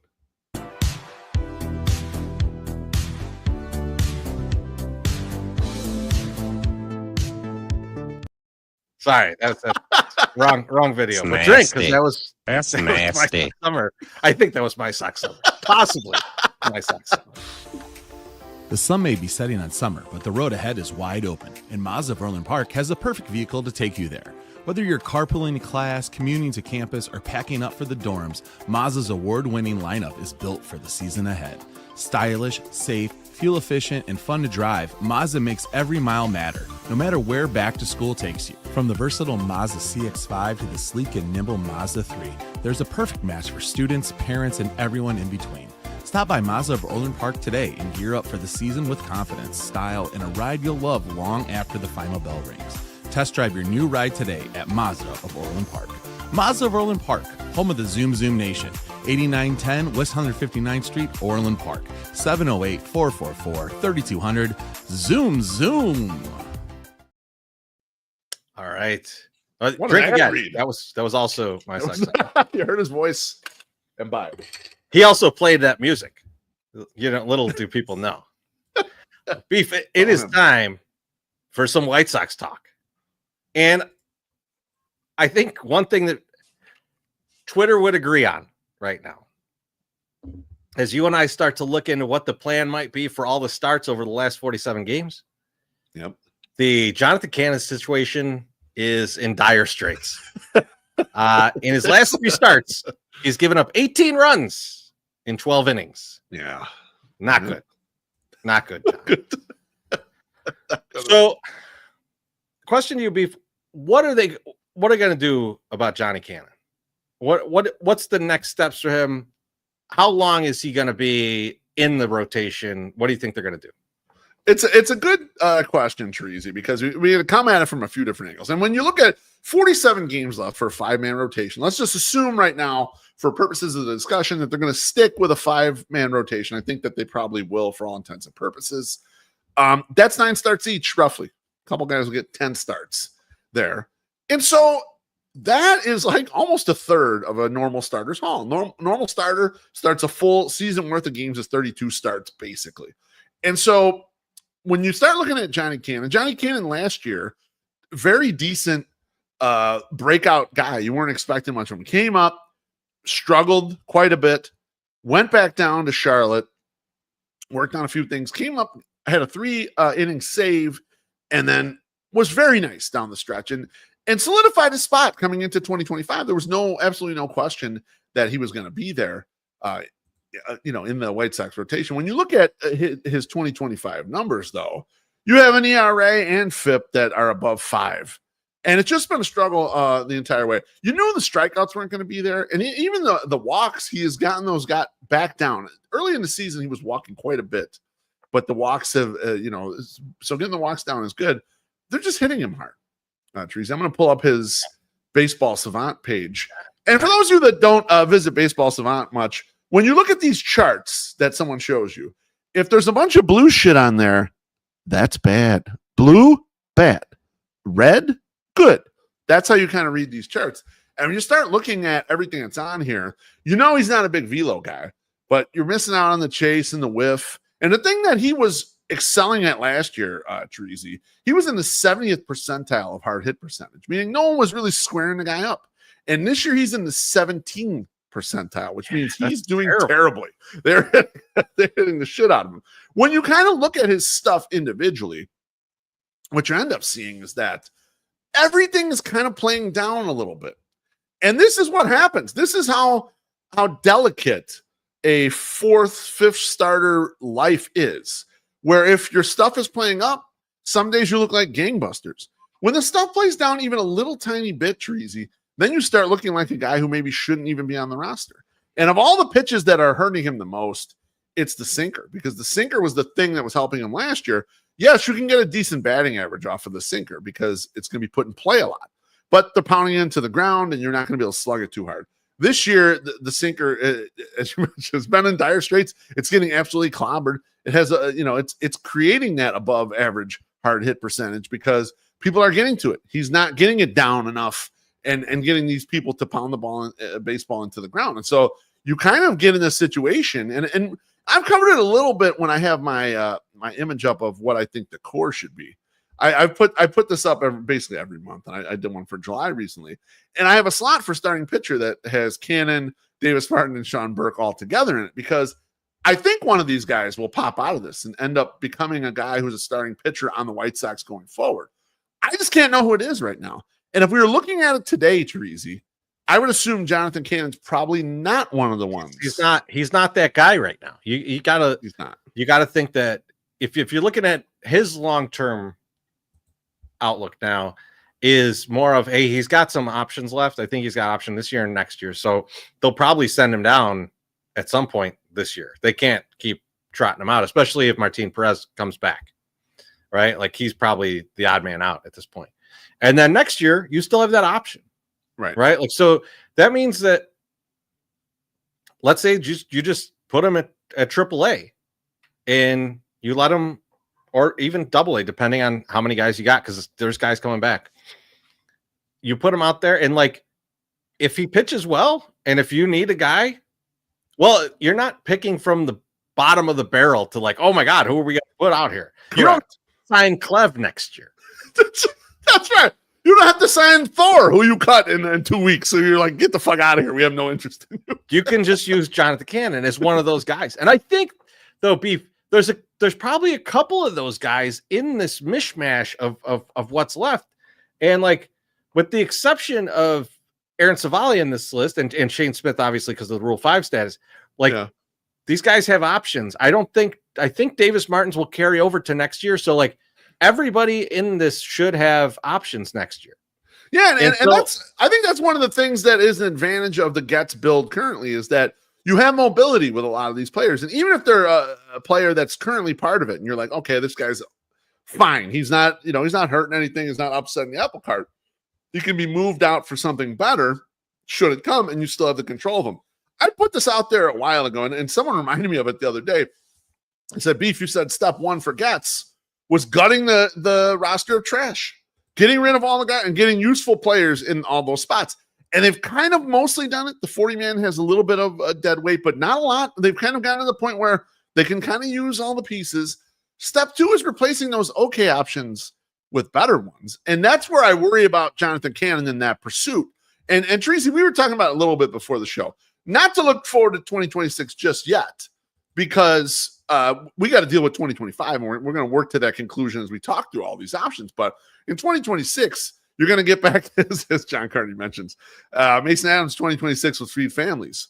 Tadahito mentions Drew Thorpe is back next season too, right? Kai Busch is going to be back next season too. Whether you liked him or didn't like him, I wasn't a big fan, but more depth right there. You've got some guys in AAA and AA that might be beating down the door as well. So you've got Schultz, you got Hagen, but also, I don't want to leave Gets off the hook next year for like, hey, this veteran's out there and he's going to be way below market value. Pick that motherfucker up. Go get him. Yes. Agreed. Yeah, no, but they should, it's a good situation to deal from, Treasy, because they can pick their spots with regards to that with a team that's on its way up, but not quite there yet, not in the playoffs. And with it, what I would consider actual depth. People say depth just because you got names, but I think you have actual people that are major league pitchers to varying degrees laying around here. And I still think Jonathan Cannon is one of them, even though he seems to be the low man on the totem pole right now. But here's the problem with Jonathan Cannon in this pursuit is that a lot of guys you could look at. So Sean Burke is an example. Let's say Sean Burke, we just don't feel is working out, right? Yeah. Sean Burke's got enough strikeout in him that you might be able to look like, kind of close your eyes and squint a little bit. Okay, I can make him into a reliever. Yeah. I don't think Cannon fits as a reliever. A long reliever maybe. But like they're not useful. They're not that useful. Like Mike Vassell is like, I was gonna say we got a good one already. Like one of the better ones we've ever had here. Yeah. And like, but even so, how much value can you get out of a guy like that? Especially if you're starting to get good. Like if they're actually trying to turn a corner, like your long reliever should just be a guy. Like you should just be some guy that's going to eat innings because he's only going to play when the worst shit's happen. Exactly. Either up 5 or down 5. Those are the times that guy's going to be in there, and that's generally the case. Now, Teresa, I guess I have a question for you here. And let me preface this with some stats. Jonathan Cannon threw 124 and a third innings last year in the majors. He also threw 37 and 2/3 in the minors for a whopping 162 innings pitched in 2024. So we know that he's absolutely fully stretched out. I can bring the graphic back up here to see his innings so far this year, and his innings are 96. So there's a lot of room left in there. My question for you is this, and you're pretty borderline on whether or not he even stays in this rotation in 2 weeks when we get Martin Perez back, but given his durability, would you just say, look, you've got the spot for the next 6 weeks and you're pitching for your fucking life in 2026, you're pitching for your rotation spot? Or would you be willing to go in a different direction regardless, just because of how ineffective he's been of recent vintage? So let's go a couple different directions. Let's talk through it and think about some options, because I don't think I'm going to be right about any of this shit, right? But we should be looking at all the different options that they have. And this is something I was going to talk about when we got to Burke and Smith. But the Sox bullpen is weird right now. The Sox bullpen has 4 lefties. It's very weird, right? And both Tylers, you could get multi innings out of both Tylers. You sure can. That's correct. And so, I don't see a reason why we don't see Tyler Alexander start some games in front of these guys, whoever's struggling. And Sox Optimist has been all over. Let's get some openers in there. But why not have Tyler Alexander go 3 innings and then have Jonathan Cannon pick it up from there? So Jonathan Cannon only goes 3 or 4. We're already well into the game, right? You're not asking as much of him, right? And you're not burning a guy in that game, right? So I think that's one way to go. One way to do it. Okay. Martin Perez, we already talked about. That's another option. But then you just traded for Duncan Davitt. Now, I don't know how much that was just Curtis Mead is what they wanted, and we'll take whatever else you're going to give us. He was a throw in. Yeah. But he's 26, basically. He's almost 26. Yep. What kind of utility are you going to get out of this guy? Shouldn't you try and see what this is? Shouldn't you give it a little bit of a look? And so I think that there's also an option of you could use a guy like that. I don't know if I think they're kind of done with Owen White. I mean, they brought him up and didn't even pitch him. So I think he's just kind of on the roster at this point, right. Just a break glass kind of guy. But they just traded for Duncan.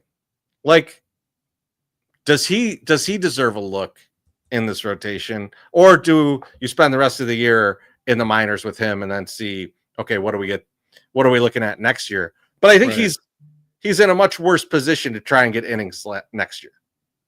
Right. It's all these guys come back and you potentially sign some guys who are out. So do you want to get a look at him this year? So there's a lot of different ways you could go with this. Very few of them keep Jonathan Cannon in the rotation, in my opinion. But we'll get to the other guys in a minute. But your thoughts on that, Beef? Where would you go with this? You know what? For me, I think I probably would ride Johnny Cannon the rest of the way. I mean, assuming there's no injury or nothing else, if just ineffectiveness, I would let him try to work it out right now, because I think what we have on our side here is that he's a guy who could pitch all these innings. Should we? Let's say we're giving him 5 innings per start and 9 starts and get 40. Not saying he would be effective enough, but let's say 45 innings more. That does not plunge him far into unseen territory for him. He pitched this much last year. He's stretched out like this. He's one of the few guys, along with Aaron Savali, who has pitched enough where it's this is not a big deal. This will be fine for them. No worries. Let him throw it out there. Secondarily, I think that he's been a guy in his early career that has had to make adjustments and has actually fucking made them and seen good things happen. So he's been brutal. Like you mentioned, Trees, the last 3 starts have been terrible, but even the season worth of work is below average. We need better than that. But I would love to see if he can turn it around the ass end of the season, or figure out what there is out there that needs to be worked on. So for me, as bad as he's been, as much as I want to see the White Sox win as many games as possible, definitely over at least 50 or over, I think I would probably stick with him at this juncture, just given the fragility of all the rest of it, and saying look, your best utility to us right now is that you're going to take the ball every 5 days and we have no worries about you. You've graduated to the level that you can pitch enough possible. And it is a weird spot because, as you mentioned, if you were going for wins right now, he would not be in the rotation. You would send his ass to AAA and you would figure out something else. Oh, yeah. Even if it was just a Tyler Alexander, Mike Vassell bullpen game, his ass would be in AAA, almost 100%, right? Well, I mean, I think that's the thing, though, right? Because Martin Perez is going to come back, and what are we going to do? So let's get on to some other guys here. Because you also, we want to know how far are they going to push Shane Smith and Sean Burke? Because those guys have not had a lot of innings. And so how much more are you going to push on those guys to start and keep getting 5-6 innings a game? So Beef, where are you at on that? Let's hit Sean Burke first. So let me pull up his baseball savant page. So he actually does have a little bit of red, although not very much. He's red and average exit velocity and then extension.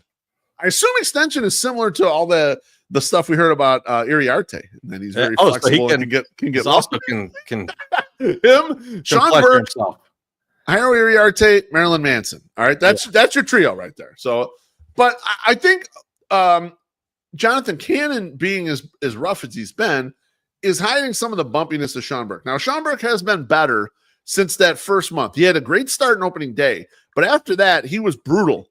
And they attributed a lot of it to him getting hit with the line drive in the opening day game and him like shaking it off, being fine, but having like 4 or 5 kind of bad starts after that. He hasn't been great, but he's been good enough in his remaining starts there. The only issue here is Chorizy. He's already in unfound territory. He's at 110 2/3 innings. And if he makes the 9 or 10 starts remaining left, that's going to put him at 150. He's never pitched above where he's at currently right now. And so the question is, do you just like press this guy and say, look, you're 6'6", you're 240, you're 25 fucking years old. Start pitching for your career. Or do you pull back on a guy like this guy and say, look, all right, you've given us a lot. We might send you on a fake IL and give you a little coverage once Martin Perez is back and see what happens. That a point, Jackie. What do you think? Jackie says Sean Burke has been taking his ginseng. #extension. Absolutely. What are you going to it there on Sean Burke? I mean, they like Burke. Obviously. They do. They made him the opening day starter. Started opening day. That's right. Right? Like, so they like something about this guy. I think you reward him with, hey, pitch as much as you can. Show the league what you've got. Show us what you've got. I think that it's totally worth it to see that. I do agree. We can do things to limit those innings, right? You could use openers. You could just pull them earlier, right? If he's having a shit game, like don't let him ride it out, right? Like we're seeing that with Venable. Venable's been good about that, where it's like this guy's having a tough game, but like let's have him ride it out and see what happens, right? And some of these guys have had like just a bad inning, and then they still pitch 6 innings, and it's it looks a lot better by the time it's done, right? So I think maybe in those situations down the stretch, you just pull them early, right? We saw that with Cannon yesterday, although holy fuck. That could have they could have pulled them even earlier. They might have won that game. that wasn't going to get better. But yeah, I think you do run with them. I also think though, like there are ways to hide these guys a little bit, right? Like, Burke can definitely get sent down for a minute, right? And then come back up. Or just fake IL. Fuck sending them down, just a fake IL, Yeah, I don't know if they haven't burned an option with him yet. So like, yeah, so you want to preserve the options if you can. A lot of these guys, like the IL they sent Shane Smith on with an ankle. Okay, oh my God. Maybe his ankle was barking, but he pitched in the goddamn All-Star game a day before, and it's like, oh, he's going on the IL. Okay, yeah, I believe you, but I don't believe you. Come on, let's go. Yeah, so do something like that with Burke, and maybe have him miss, a couple starts. And in that time, bring up a different reliever, bring up, let Martin Perez come back. Let, when Dan Altavilla comes back, that's the spot that he's using. And I think there's a lot of ways to get creative and say, we're going to make our roster unbalanced for a couple days while this guy is either on the IL or he's down in the minors.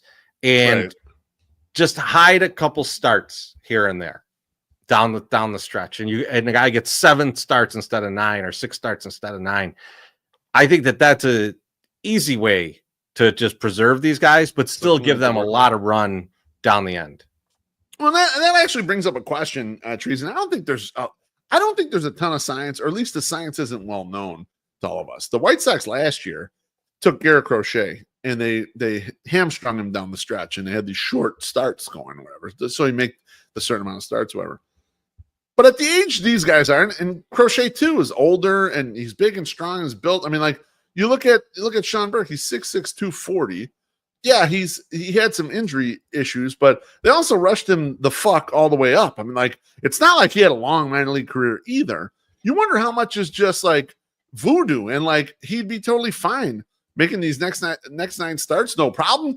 And yeah, maybe don't shove him into 110 pitches at all. Maybe you say, okay, we're going to back you off kind of in the 85 to 95 range, and you're not going to get to 100 pitches ever in this situation, but you're going to make all your starts and you'll pitch 4 to 6 innings, however many.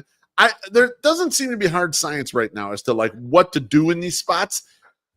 I'll also say that if Burke, if they started going like, we're only going to pitch him 85 to 90 pitches per game, as opposed to 100, 97.5% of people watching the game would not fucking notice.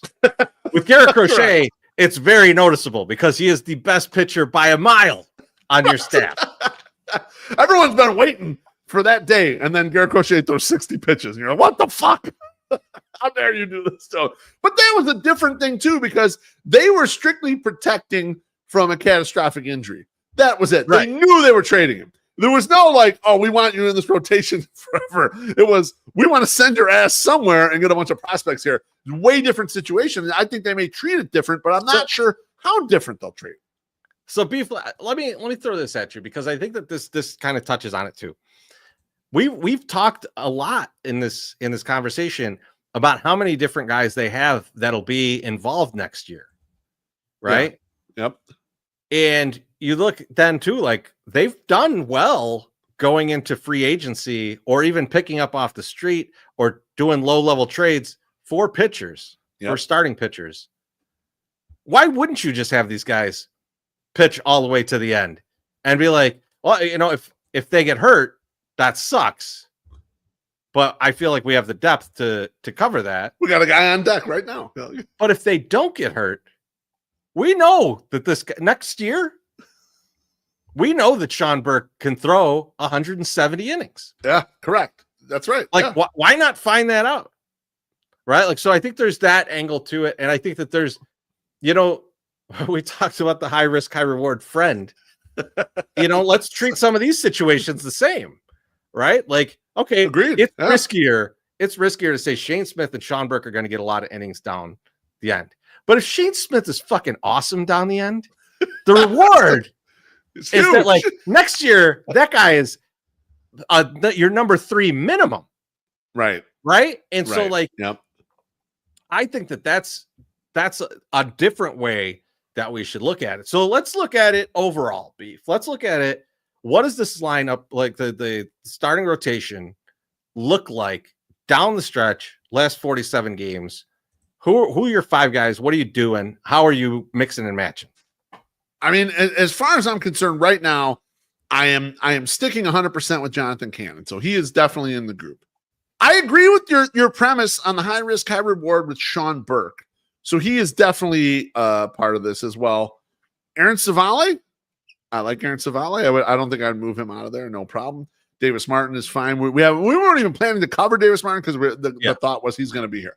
So where everything meets up at is with Martin Perez coming off the IL in a couple weeks and the favorite son, the Rule 5 pick, Shane Smith. Now, Shane Smith also, as of today, as he crossed innings pitched, he went up to 96 innings. He has crossed into uncharted territory. He's never pitched this much in his entire fucking life. Shane Smith's been the best pitcher on the staff. Don't look at the baseline numbers of ERA, et cetera, whatever. You can see all the red on his page when you look at it on his baseball savant, which we have up on the YouTube page right now. This is your best guy. Now, what's interesting about Shane Smith, Chorizy, so much shit on the changeup, on pitching ninja, and all these highlights and all this shit. And the changeup is a good pitch. It's 2 positive run values as far as pitch.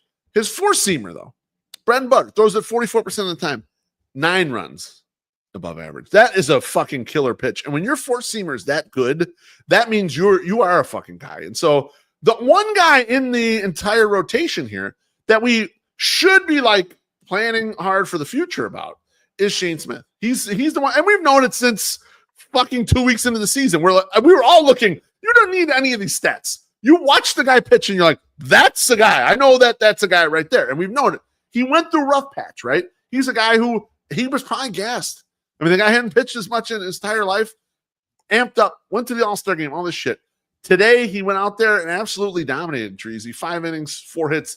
He made one mistake, and actually it wasn't even that bad of a mistake. Randy Rosarino went low and got a curveball and yanked it out of the ballpark for the only 2 runs. He had 8 Ks. Okay. Where the rubber meets the road is, do I want to press Shane Smith for the last 6 weeks and have him make 9 starts?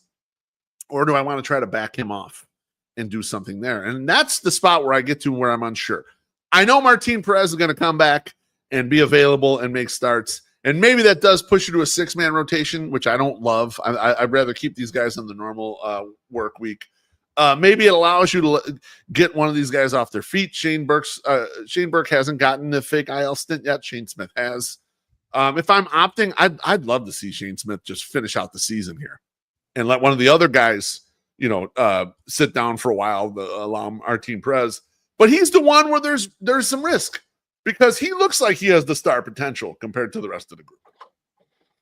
Yeah, I want to see Shane Smith on every 5 days. I want to see what it is. Let's find out what that is. I don't need Jonathan Cannon in this rotation. I'm fine if that's what they choose to do. Yeah. But you got 6 guys here, and I think Jonathan Cannon just seems like the odd man out. And maybe what you do is Jonathan Cannon comes up every once in a while and makes a start or comes back in and goes 3 innings or something, and then you send him back down. Like, you still get him some pro reps, or maybe you just say, hey, this ain't working. We're going to send you down so you could work on the stuff without getting bashed around. Right. These are the adjustments we want you to make, and maybe get some starts at the end of the season. Maybe when rosters expand and we do go 6-man rotation and Cannon's back, that's the one guy that's in there as the extra guy. Well, Teresa, here's what I wonder. I like your premise here, but here's what I wonder about that specific thing is, like, how much is preserving the option worth? It might not be worth that much to preserve it, but you're only 6 weeks left. He hasn't been optioned in the minors this year, so you can hold that option if you want to. Then IL. I was going to say, I wonder if you just fuck with it and say, when the roster expands, you just kind of shove him out of the rotation. You move him to long work or whatever the fuck and bring up another reliever, and then, like, that's fine. You end the season as is and don't send him down, kind of thing. The other thing you could do is you could IL him, and then you can rehab him in the minors without using the option. Correct. Yes, and get those starts that you wanted to get. Now, that's absolutely right. That is definitely manipulating his options. He could sue you, but I don't know. I think this is his best chance to be. I can't be sue a guy. You, do a grievance, but like, I think it is his best place to have a chance at starting. So I don't know. I think that you could be creative, but I just feel like Cannon is starting to feel like the odd man out. He really is. And he still does have 2 options, right? Like, so if they did for some reason option him this year instead of doing an IL or waiting for rosters to expand, and then that's when you bring back Perez, or that's maybe, you just move him to the pen, you push someone out into the minors. Like, there's ways to do it, but I don't know how creative they're going to feel they need to be with this because of how many guys you're getting back, their ability to sign guys. Like, I don't know that they're going to be like, we got to get super creative to keep Johnny Cannon's other option.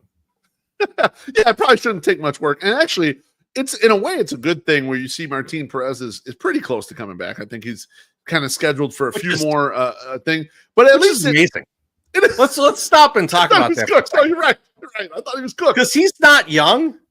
No, he started out really nice. He's been a good veteran presence at the beginning of the season, and then they were like, he's out probably forever.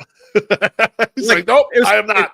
It seems season ending, and at that age, season ending, when you're kind of what Martin Perez is, you're bordering on like, is this guy even going to be a starter when he comes back? Right.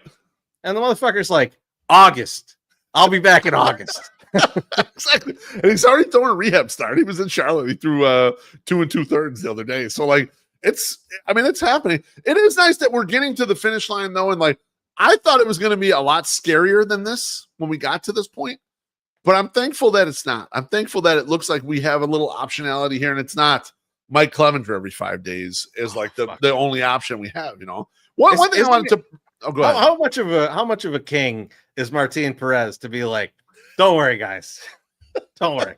That's not you don't got to listen. You don't got to see Clef. Well, I don't care how well he's pitching. I'm coming back. Yeah, exactly. Well, you got to appreciate the balls on a guy like Martin Perez. Right? He could have phoned it in. He could have said, okay, I'll sign another one of these deals next year. I don't care. Fuck it. I'm going to make the last couple starts of the year. I really respect it in a way. Well, how much of a pussy do you feel like if you're a pitcher on the team that's like, oh, man, my shoulder or my elbow or something, it's just not feeling right today. It's like the cop in Reservoir Dogs who got his ear cut off telling Tim Roth, I'm deformed. And Tim Roth is bleeding out from the stomach. He's bleeding to death right next to him. No, I absolutely love it. One thing I wanted to touch on real quick before we jump out of this. I think we're basically on the premise that it's going to be these 5 guys plus Martin Perez. I think you think you were good with Jonathan Cannon not making any more of these starts. I would like to fuck around a little bit. I don't mind using his length if they want to cut down one of these guys shorter. Specifically, Schoenberg, I'm with you. I would like to see Shane Smith make the remaining starts. If they feel he's healthy, I would like to see what it looks like. And I would like to get him on a path where, look, you're one of our guys, so we need you to extend these innings here. But I look down at the Double-A group, and the White Sox have 3 good starting pitchers in Double-A right now. They got Shane Murphy. They got Tanner McDougal, who, if Tanner McDougal gets here, K-Fids is going to be all up in our shit because he knows him personally. He's friends with the family and everything. I like that. That's the one thing that I'll say about Tanner McDougal is that, like, I don't like he is going to be, when we do our trades with every team, I'm going to trade him 30 times. And I'll be like, I hope Kevin's listening. Kev, I hope go bother that team. Go bother that team. They got him, and they also have Riley Goins, who was part of the the Aaron Bummer trade, who MSS brought up a couple months ago. Was like, guys crushing in Double-A. Like, this is a guy we should be looking at. He's 26 years old or whatever.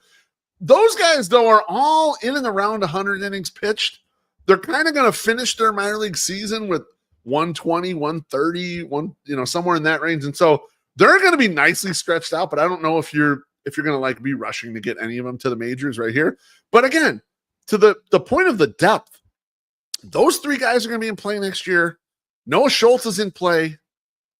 Drew Thorpe, Kai Busch, Mason Adams. You're kind of running a lot of starting pitchers that are close, right outside of this thing. And so these guys, as much as the season is over, in theory, all these guys in this rotation got to be pitching for their lives, man. This is the guy's coming for you, Yeah, and no one's blowing it out of the water other than Shane Smith. Like, where you're like, oh, this is a guy. This looks like a guy. Like, there's just a ton of options for people to come in and get them the fuck out of there.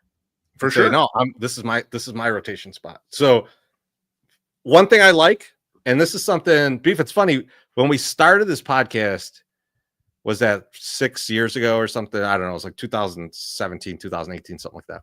Yep. One of the things we kept harping on, like at the very beginning, was if you're going to pitch if you're going to have a major league team, a good major league team, minimum 7 starters. You need a minimum of 7 starters. Correct. Like, you can't have less. You should have more. You should have more. Like, and they're trending towards that. I was going to say, they're going to open 2026 where you could probably confidently say they're going to sign somebody. So they'll replace Savali. So you're going to confidently say they've got 6 or 7 that are legitimate major league pitchers. You might not love Jonathan Cannon, but he's racked up starts. He's been a slightly below average major league pitcher for that period. So yeah, and that guy you do not mind having when all of a sudden someone's got a dead arm or someone's shoulder hurts. IL stints are a lot more easy to take in when you have a guy like that just readily available. Yep, 100%. Unlike right now, right? Like, imagine if one of these guys got hurt. Like, imagine if Martin Perez was not coming back. And this conversation that we just had goes way different it's like, man, Duncan Davitt, Owen White, Mike Clevenger, or rush Noah Schultz up. That's a terrible idea. Let's do that. Or Mike Vassell and Tyler Alexander tag team every 5 days. Or you can't use them the other days, into a starter, and now you have to bring up someone from the minors to be in the pen, something way riskier. I've seen that question out there about Vassell, Chorizy, is like, does he deserve a shot at being in the rotation? And I think the resounding answer is yes. But I saw Sox Optimist tweet, yes, he's earned his chance, but I just love the fucking way they use him right now. Why can't we just keep using him like this? And I kind of thought the same thing. It's like, he's a jack of all trades. Just like, we need someone, get this key out or whatever the fuck, just throw Mike in there. We don't care. It's pouring rain, fucking throw Mike out there. He'll get the out. Oh, we need 3 innings right now. Mike will go get those 3 innings. It's like, having a guy like that is so fucking valuable. And so as a fan, you're like, oh, he's coming in the game. I trust that guy to fucking get us out of this bullshit. Like, it's nice to have. He was available for a reason. It wasn't working as a start. Yeah, correct. This works.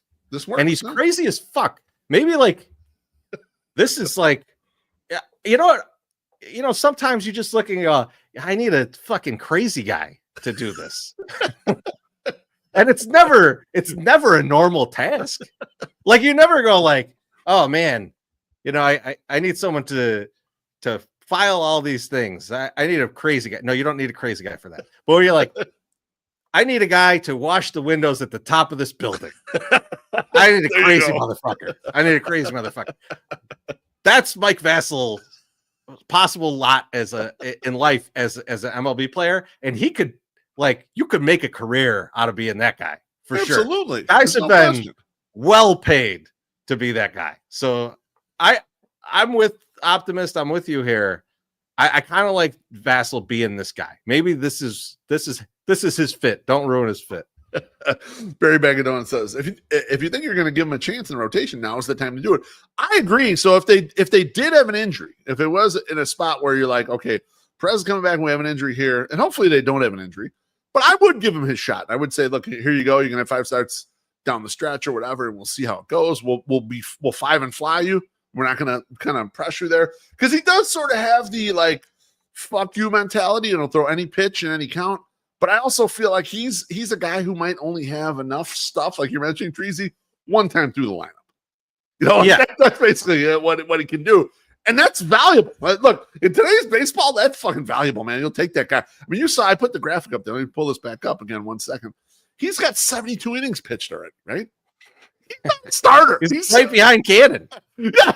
He's going to get to 90, right? He's going to get to 90 innings basically out of the bullpen, which is crazy in this day and age of baseball. And they could have used him a little bit more to have him have 5 saves too. Correct. Yes. They fucked him up. Throw one more inning and inning stage. Yeah, absolutely they have. No question. All right, Beef. Let's switch topics. Let's get off the pitching. Let's get to a guy who has been in White Sox Twitter a volatile subject for many years now. For sure. To the point where I'm surprised how young he is. And that's Lenyn Sosa. Lenyn Sosa is having a good hitting year. And now I say good because he's not having a great hitting year. He's having a great hitting year for Lenyn Sosa. Correct. But he's having a good hitting year. And that goes with Beef some bad defense. All right. Now, the guy can play multiple positions, but he cannot play them well. It's also true. In only 94 innings at first base, he has a -1 defensive run saved. Third base, he's not played enough to really have anything. He's got like 18 innings or something like that. Really small amount this year, but he has been bad there before, so don't worry. And then at second base, he's had 610 innings at second base. That's where he's played the most this year. -6 defensive run saved. And now we all know Lenyn. We all know Lenyn. Most of the time, it looks pretty normal and pretty good. And then every once in a while, he goes, you know what? I'm just going to throw this wherever the fuck I want. Or he's playing first, and you're like, Hey, Lean, you want to cover first? Do you want to put your foot on the bag? I'm going to be near first base. So while he is technically a utility player, he's certainly not a defensive option, right? Really? And let's look at his hitting. And Beef, I don't know if you have any graphics for these. I do, yeah. So yeah. One thing I wanted to follow up though on when you're talking about the defense a little bit, outs above average is a little more forgiving at second base. Chorizy has him only as -1. But one of the things you have to take into account as well is, the defensive metrics don't necessarily cover absolutely everything. And so there's so many. So even if you believe outs above average and say, look, he's basically an average defender at second base, and that's totally fine. You're kind of missing out on all the stuff he does that is just like negative baseball IQ shit. Like the other day, there was a ground ball to short, and I forget who was playing short. It was Mydroth or Montgomery. They were looking to throw to him at second for the force he never covered. And so they had a quick rush throw at the first. They didn't get there in time. There was the pop-up that Nico Horner purposefully dropped so he could dumb Lenine to run from second to third and get thrown out. There's like a lot of weird. So like Lenine is a poor defender, but even if you think he's like marginal, there's a low baseball IQ here regarding this. Now, when you look at his Baseball Savant page, there's quite a bit of red on the hitting, Chorizy, and yeah, a lot of this stuff is the batting average is slug, the exit velo is above average. Launch angle sweet spot percentage is way above average, like phenomenal, actually. Squaring up with all this stuff, it looks like a batting average merchant with power, with some lift. Definitely a usable player. I remember at the beginning, I talked about it in the last segment, thinking about rosters in total, but thinking about hitters. I told you guys, I was like, just get me a bunch of guys that are league average-ish hitters and put them on the roster, and we'll figure out where they sit.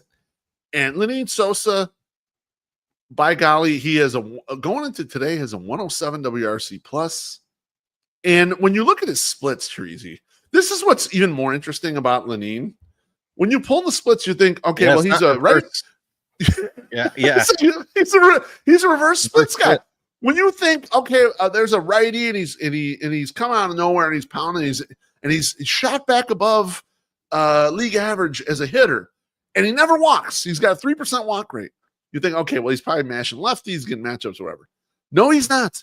He ain't hitting lefties at all, but he's got almost an 800 OPS against right-handed pitching, which the White Sox desperately fucking need. They don't hit right-handed pitching that well as a group. And we've seen Luis Robert go through some terrible fits where he's below 600 OPS against right-handed pitching. So as an antidote, you kind of need a hitter like this on the roster, a hitterish guy who comes through. When you look at this current team, and it's been a mishmash, and you get it, guys not playing full-time, guys just coming up and graduating are rookies, Lenine having just not Lenine, Luis Robert having a terrible year, Andrew Benintendi with injuries and struggling, etc.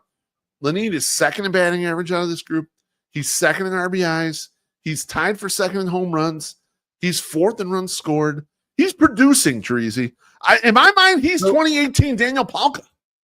So can I tell you something that I saw that I was looking at Lenine's stats, and I was, when you see someone doing better, you want to look at what specifically are they doing different than when they were playing poorly, right? Yeah. And Lenine has always had some good power. He's always, he's always been a guy that like you're like, oh man, it feels like it should be good.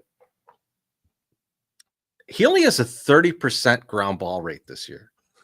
Now, normally I would just go, this is like some wild variance, and it's probably going to come back, and then it's going to suck, right? Yeah. And maybe that's the case. But maybe I want to believe, maybe it's just me being a fan. Maybe I want to believe that Ryan Fuller has had some effect here, and Marcus Thames has had some effect. And what they were preaching to guys like Eloy and to Andrew Vaughn and to Yoel Moncada and others of don't beat the ball into the fucking ground. Yep. Put it in the air, hit line drives. What if he listened? I know it's a novel concept, and that no one else did. Especially because, as we mentioned, the baseball acumen, and you can see it every day. He makes these crazy mistakes, and you're like, "What the fuck?" But what if he got that part right, Chorizy? What if that part is the part that he picked up and was good? And what if, as he's doing that, he's just he's always seen the ball well, but he's just always pressing because he's hitting so many ground balls and he's always making outs that he's pressing. And now when he's not pressing, and you start to see this later in the season, Lenyn Sosa, and I can't believe I'm going to say this, is taking walks. Now it's a 3.6% walk rate for the season. For the season, correct. But it wasn't long ago, Beef, when me and you were like, he's at a 2% walk rate. Correct. That's correct. And he's had 3 walks in the last 5 games. Yep. Right? And like deep counts, because he'll take every count to 2 strikes. He doesn't give a fuck. So I think there is a little bit something to, he has changed the way he's hitting the ball, which is good. I haven't dug enough into what the swing trajectory is, if he's done anything there, but just those raw stats of like the ground ball rate being so different. And if you look at it, so let me see if I still have it up, but it's not all of a sudden thing, like the past 2 years, like his first year, he was at like a 56%, but then like the past 2 years, it's like 38 and 39. So it's kind of like stuck there. And then this year it's down to 30. That's a drastic change. And the difference though is in fly balls. So it feels trajectory based because it's not just line drives, right? Like line drives are almost in line with last year. Fly balls now are significantly different, which makes me feel like he's swinging the bat differently. He's attacking these balls differently, or he's just attacking different pitches. But it doesn't feel like he's attacking different pitches because he swings at fucking everything. So, it has to be swing related. Chorizy, I mean, looking at his Baseball Savant page, I looked at it, before this discussion because we wanted to truly evaluate Lenyn, because Lenyn is not really part of the new group of prospects. He's a holdover. I thought he was going to be gone this year. He also wasn't part of the original group. I think that before the season, we were like, there's room for Lenyn on the roster right now. He's got to hit to keep himself here. He has hit, so he's keeping himself here. He is here. Here's the difference year over year. In 2024, run value against 4-seamers and against sliders, he was -7 for both. Fast forward to 2025, 4-seamers run value is 1, slider is 0. So playing those to a draw allows him to hit the off-speed pitches a mile and crush everything else. And so I think you're right, Chorizy, in that there's an approach difference here that is allowing him to get himself. Now, I know that my guy Ian Eskridge, who can hold this over me now, because we're going to see a full season of Lenyn Sosa, league average hitter. It's going to happen. Like this is happening here. And I said I didn't think he'd make it or whatever. And he said it always took him a certain amount of time to adjust to a level. Now, this amount of time is longer than those other times, but it also is the major leagues. And so maybe sometimes toughest level by far, and most people don't adjust to it, which was what I was thinking. But I think we're at the point here where he's he's a valuable bat on some roster. Maybe he is a second division, whatever the fuck. And so maybe he's less valuable when you got a bunch of killers in your 90-win team. But I think there's a spot for a guy like Lenyn Sosa, even with his lack of ability on defense to play a position. Well, let's talk about that. What is his future with this team? Because the one thing that you noted earlier, Beef, that is super interesting about him when we look at the roster creation that they have right now is he does have reverse splits. That's right. And so if he hits right-handed pitchers better than left-handed pitchers, that's valuable in an infield where currently you have Miguel Vargas, Chase Mydroth, and Curtis Mead. Right. Yep. And Colson's my guy at short, so don't fuck with that. But Lenyn don't play short. Colson's power is off the charts anyway, so it doesn't. He's not in the same pot with the other guys. In my opinion. But do you have a problem with Lenyn finding spots at first, second, and third against right-handers when these other guys it don't look so good against right-handers, right? Like, so Agreed. It feels like if you just looked at it on paper, just their, what handedness they are and everything, it starts to get real hard to find a spot for Lenine, right? But if you have Chase Mydroth, who can back up at shortstop, yep, and if another one of your utility infielders, who's Brooks Baldwin, is actually a super utility guy, and Lenine has reverse splits, you start to see an option for him to be there next year, especially. And Beef, this is something that I think is a weird reason that he could end up there, is if they don't do something that forces Andrew Benintendi into the DH spot. Agreed, Chorizy, agreed. My initial thought was he's your everyday second baseman right now in 2026. And here's why. Look, no shade against Chase Mydroth, but you can already see the limitations in the profile. All right. To me, on a good team, Chase Mydroth is your utility guy, right? I'm okay with him being infield utility guy starting kind of right now. Not only because like that would work and Sosa's a better bat, but like him coming off the bench, he's a good base runner. We know that. So he can come in for absolutely anyone and run the bases. He can play defense at second or short. That's valuable too. And when he gets in those spots, he can also pinch hit for anybody and make a lot of contact. Those are valuable spots to be in. You could definitely have him pinch run for Sosa in an important situation. I was gonna say, we'll bring this back up. Not only his dumbness, but also sprint speed 31%. Yeah, you can like you gotta be that slow. Oh, he's 210 pounds. I forgot. When Lenine doubles in the 8th inning, and he's the tying or go ahead run, and you look out at second base, and he's eating a fucking candy bar. You're like, okay, maybe he's not paying. He's got fun dip. What the hell's going on? Get Chase out there. Get Chase out there for him. Well, K-Dog says the podcast might be back, ? 2-hour heater, no MSS trying to sell me trinkets. We thought we'd dig deep on a couple topics with no MSS. We're going to fuck around with these things. But Chorizy, Lenine, like, I think he's kind of earned a spot. And you don't love him. He's a highly imperfect player. But, like, could you see him lined up with, like, if you did it the right way, where he wasn't forced into lineups and spots that might be tough on him, you could see him being a real nice 5 days a week player that hits 20 home runs, and you're like, wow, the White Sox got a real fucking weapon right here.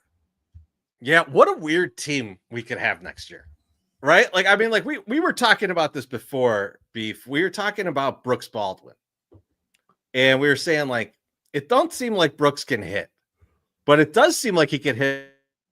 And I was saying, like, I get like Unk vibes from him, like Michael A. Taylor, where like. Yes. This guy might be like, he plays every outfield position. And the benefit of Brooks, too, is that he could play all the infield or most of the infield positions. I don't think he's necessarily a great shortstop, but he could play there in a pinch. I don't think I'd put him at first. But, like, he plays a lot of positions. Correct. And he has some power. Why not be a 10 to 15 home run guy who hits 187 but plays all those different positions? Everywhere. Useful. That guy is still useful. That guy is useful. But like, there's just so many of these like odd ducks that are like we're looking at, and we're going like, well, this guy has this very specific use, and you got like a whole roster of them with no stars. Like it's a good manager can get all of that out of him. Yeah, a good operating apparatus can get enough out of them where you're like, man, they won that many games with that group right there. And we've been looking at Chorizy too from the standpoint of. And even in my article about like you should trade Grant Taylor, it's from the premise of you don't have a star here. There's no star. I mean, Luis could be a star, but I think he might have passed his star window, and maybe it's just when he settles, it's probably just a good player, right? He's not a star, but you don't have a star. But maybe you don't need one. What if you don't need one to get to 87 wins every year and be a playoff team and be knocking on the door? I think it's very possible. Like you got to assemble the right group, but I'm done fretting over it. I'm done worrying that there's no star in here because there are guys who do things, and they're gonna put them in the right spots. And Brooks Baldwin is the perfect example. We have talked endlessly about how he's not a prospect, but that doesn't mean he's not useful. And he shows that he's useful. And here's the thing too, like as a bench player, he's got tremendous sprint speed, so you can put him in there and run like the fucking wind. And like you have enough of these guys that do all these things that are super fucking helpful. And the comments have said, does Chase continue to get better, more innings at MLB level? Yeah, all these guys will. But all we're saying is the limitations on the power of Chase just puts a cap on what the offense can be. It's going to be a problem. It's going to be a problem in terms of like him being an everyday starter. It makes it really difficult in this day and age of baseball to not be able to hit a bunch of home runs, to break into a lineup. Like you look around at the good teams, like they got guys that are just hitting double-digit home runs that are like they're very glove forward second baseman or shortstop. Correct. Yeah, exactly. And maybe that's kind of his lot in life. But he'll play a lot. I mean, I don't think he's not. When you say he's not going to be a star, he's still going to play. They're still going to be involved in these games. And like Venable likes using the whole group. I mean, like he'll use everyone in the position that he thinks they could fit in. You know, that's no problem there. Jackie Treeran says this core fucks. Yeah, in a way it does, because they're building a roster that's interchangeable and the guys can move around and do things. And like we said it early on, Chorizy, we're like, Getz prioritizes the ability to play different positions, to do some different things in a way that Han didn't. Han had kind of like the set starting group, and if anything went wrong with anyone, you couldn't move anyone. You couldn't move the things on the chessboard. Now you can, which is much better. Yeah, and we still don't know what guys like Curtis Mead are going to be. Like, we don't know what that's going to be. We don't know what Colson Montgomery is going to be. Like, Colson Montgomery could be very good. He could be. Colson Montgomery, to me, if he's a 25 home run guy at shortstop, that's fucking awesome. I love it. Agreed. And again, could be a misfit toy. If he's hitting like 200, 25 home runs. I was going to say, you see some of these plate appearances with Colson, you're like, I see the downside. I see what's happening in AAA also. This is Paul DeYoung, home run only. But that's the point, though, Beef, because like I think we've been talking very little about Will Venable throughout this season because I don't think it's fair to really judge him just yet. We got a lot to see out of him. He stuck with a pretty bad team. Like if we have a lot of upside hope for the guys on this team, but when you're looking at this fucking team, like they're a good 15 wins away from being even relevant in Major League Baseball. You know how hard it is to add 15 wins to a team? It's very difficult. Yep. So that's like 2 Ohtanis. You need two Ohtanis to get you there. So I don't think he has a great team to work with, but I think in next year's roster, it's going to be such a Rubik's Cube of a team that I think we're going to get a very good look at what he can do. And I think you'll have a better pitching staff. I think that's definitely going to happen next year. Sure. You'll have a better pitching staff than you did this year. I think the bullpen will be more well-formed going into next year because they know a lot more about these guys. And I think there's people that are keepers out there right now that they feel, okay, there's a lot. This is someone who's part of There isn't like this year where it was like, wipe it clean. Let's see what we got. 2024 was like they just kicked everyone out of there and said, all right, all the waiver bait you pitch, and then you guys are out of here to start the next year. So I think next year is going to be a great year to judge Will Venable on his in-game tactics. Yeah. Right now, I'll say these guys look like they want to fucking play, which is a lot different than the team that was just barely more shitty last year. Right? Like last night, I would not have stayed up last night. I would not have stayed up to watch the rest of that game last night. Correct. But they battled back. I was thinking about this too, coming out of the All-Star break. And we were in Pittsburgh to see them, light up the goddamn scoreboard, beat the shit out of the Pirates. You're coming out of that. You're the worst team in the AL. You're playing for absolutely nothing. All you're playing for is the other guys in the locker room. Right? A lot of these guys are younger prospect guys, so it's fine. You got a path. If it doesn't work out this year, fine. You're all good. No, they're out there. I want to kick that other guy's ass and it's fun to watch. It's fun to watch how they're playing ball right now. Josh Rojas throwing balls away aside. Everything else looks very fun to me. Yeah, I mean, Michael A. Taylor got to be in the org moving forward. When he retires, Beef, he's coming back. He's got to stay here as a coach. Jackie Treeran says Dan Zaborski eating his projection on the pen. I've never had him on the show, but I do want to ask him about that. Like, so you projected this is the worst pen ever. What happened? Why are they like kind of league average in ERA? What's the story here? You know what? I'd love to hear the explanation. It's all different guys. The guys he rated might have been accurate. I was going to say, the variance on a bullpen is ginormous. We don't know. We don't know what's going to happen, really. All right, Beef. So, like what you were saying, just to sum it up, is that Lenyn Sosa should have been traded at the deadline because he's such a special talent. Is that what? No. Pretty sure that's what I heard. Lenyn is a flawed toy, like a bunch of the other flawed toys here, but we need him. And for now, I would pencil him in next year, 2026. Starting second baseman, or at least a guy getting 450 plate appearances on the White Sox. I think that's kind of the approach there. I like that. I mean, he hits for power. Like you mentioned, they do have a lot of guys that hit flying balls these days. And like I had heard Sean Anderson, and he said it tongue in cheek. He said 250-pound Miguel Vargas. Yeah, you kind of want the fly ball guys. You kind of want them to hit those fly balls hard. Have a lot of ass in those fly balls. And Lenyn got the BBL, man. So I would put him in the lineup, and I'd run with it until it don't work no more. All right, Beef. We didn't do this earlier because the banter went a little long, so I want to just get. Wait, sorry, that wrong thing. I want to get our season-long bets. We haven't talked about these. Oh yes, let's do it. So if you haven't been following, we have a few season-long bets that we've been tracking. All three of us are in on two of these. So, and then Beef has his steak dinner bet. So the first one is the Sox over 49.5 wins for the season. So we need 50 wins. We only need 8 more wins, baby. With 47 left, only 8 more wins to go. I would love to get it. That would be maybe 2, maybe. That would be great. Chorizy, I'm thinking about doing something special when they get to the 50th win. I got an idea. I'm going to tell you offline, but I got an idea for the 50th win. We should do something fun, special. Spread some of the wealth around there. We will have made a bunch of money from that. We'll spread a little of the wealth out there. I am excited. So your steak dinner bet. Yes. You need 116 more runs.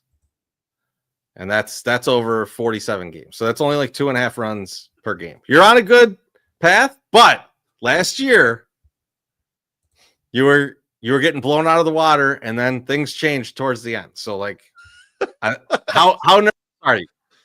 I'm not nervous at all. Because I worked hard to get a better number than he was originally going to give me, and the better number has me at a huge edge right now. Whereas he was going to give me 604.5 initially. Oh man, yeah, that would be really tight right now. But I worked to get that better number, 555.5. I was able to, it's just luck. But I was able to get a better number. I'm not worried at all. I actually was looking at our bobblehead night and hoping that was the night that they break it. Man. That would be so special to have the bobbleheads, everyone out there. We're having fun. I got to take 4 class pictures because we're spread out a bunch of all these sections and win the steak dinner bet that night. That's the night I want to clinch it on September 16th. When you're coming to the ballpark and you're only caring in the world. It's not even about the White Sox. It's about getting this goddamn bobblehead. You want this bobblehead, and you get this bobblehead, and you're hanging out with all the friends, all the 108ers, and doing 108ing shit, and I win the steak dinner bet. That's what would be special. Fucking right. And then our last one is the Pete Alonso. Let's go. We're back. Pete Alonso, we wanted, what we have is him to lead the league in RBI. League leader. Well, we got this at great odds too. He's in second right now. He's got 91. Is it Schwarber? Schwarber's 94. Schwarber's been killing, man. Yeah. Fuck, he's been killing us here. Schwarber is now the favorite to win the MVP. Really? Yes. He shot ahead of Ohtani. Yes. Holy shit. So Yeah, I think he's at like plus 275 and Ohtani's at like plus 400 or something. It makes me want to bet Ohtani, to be totally honest. Yeah, because Ohtani can get red hot. Like, but I was telling a guy at work, and he's like, this could be the writers could have like a Michael Jordan fatigue of going like, we can't just give it to Ohtani every year. True. And now we've got a great guy that people love. That's a cool story because he's banging all these home runs. It might be like, yeah, give it to Schwarber, so you might see, because like everybody's going to have Schwarber as second if they're not first right now. So like, We'll see how it goes. I think they obviously have to win the division for it to happen. Schwarber. Like, I think they have to win the division. So we'll see. I can't believe that Schwarber was the guy out of that core that's like going to the Hall of Fame, basically. I mean, like, he's a couple healthy seasons from like easy Hall of Fame ballot. So we were talking about that. He's near 400, right? He's 400, right? He also, his profile, you can play for a while, right? Like, so he could stick around for a while. He could get 450, 500 home runs. If he gets 500, he's in.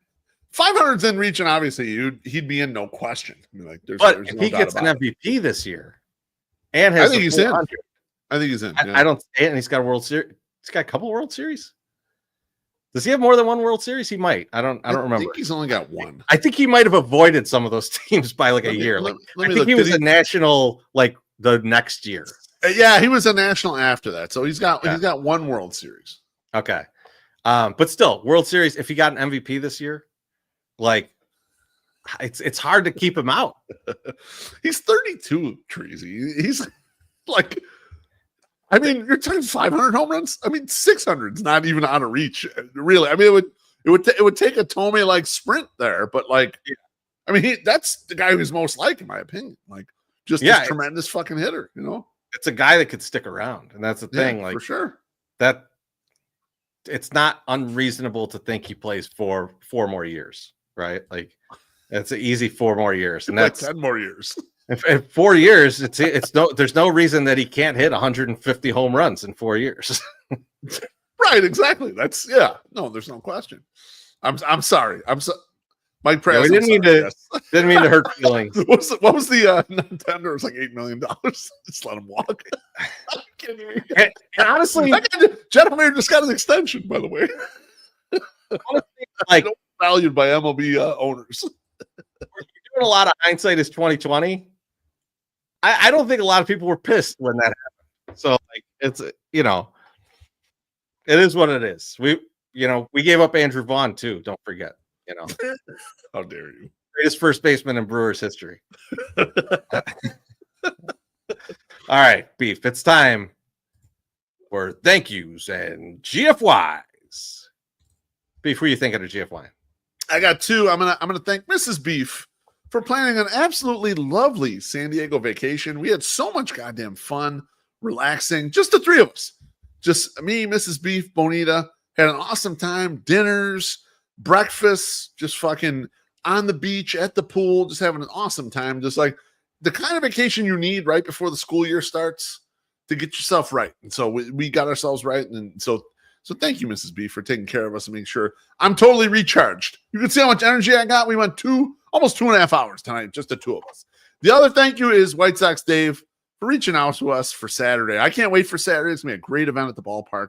We got some awesome guests. Can't say who they are yet, but it's going to be a lot of fun. Show up in Lot B, the grassy knoll. That's the putting green, the mini golf putting green. Come up there right by home plate. We're going to be over there. We're going to have a stage. We're going to be talking. The 4 of us and some noteworthy guests. So you don't have to listen to us. You have to listen to the guests, but it'll be an awesome fucking time. So thank you to Dave for always thinking of us. He always thinks of us. Yeah, mine are very similar. So mine first is thanking Chorizy for the weekend we just had. It was awesome.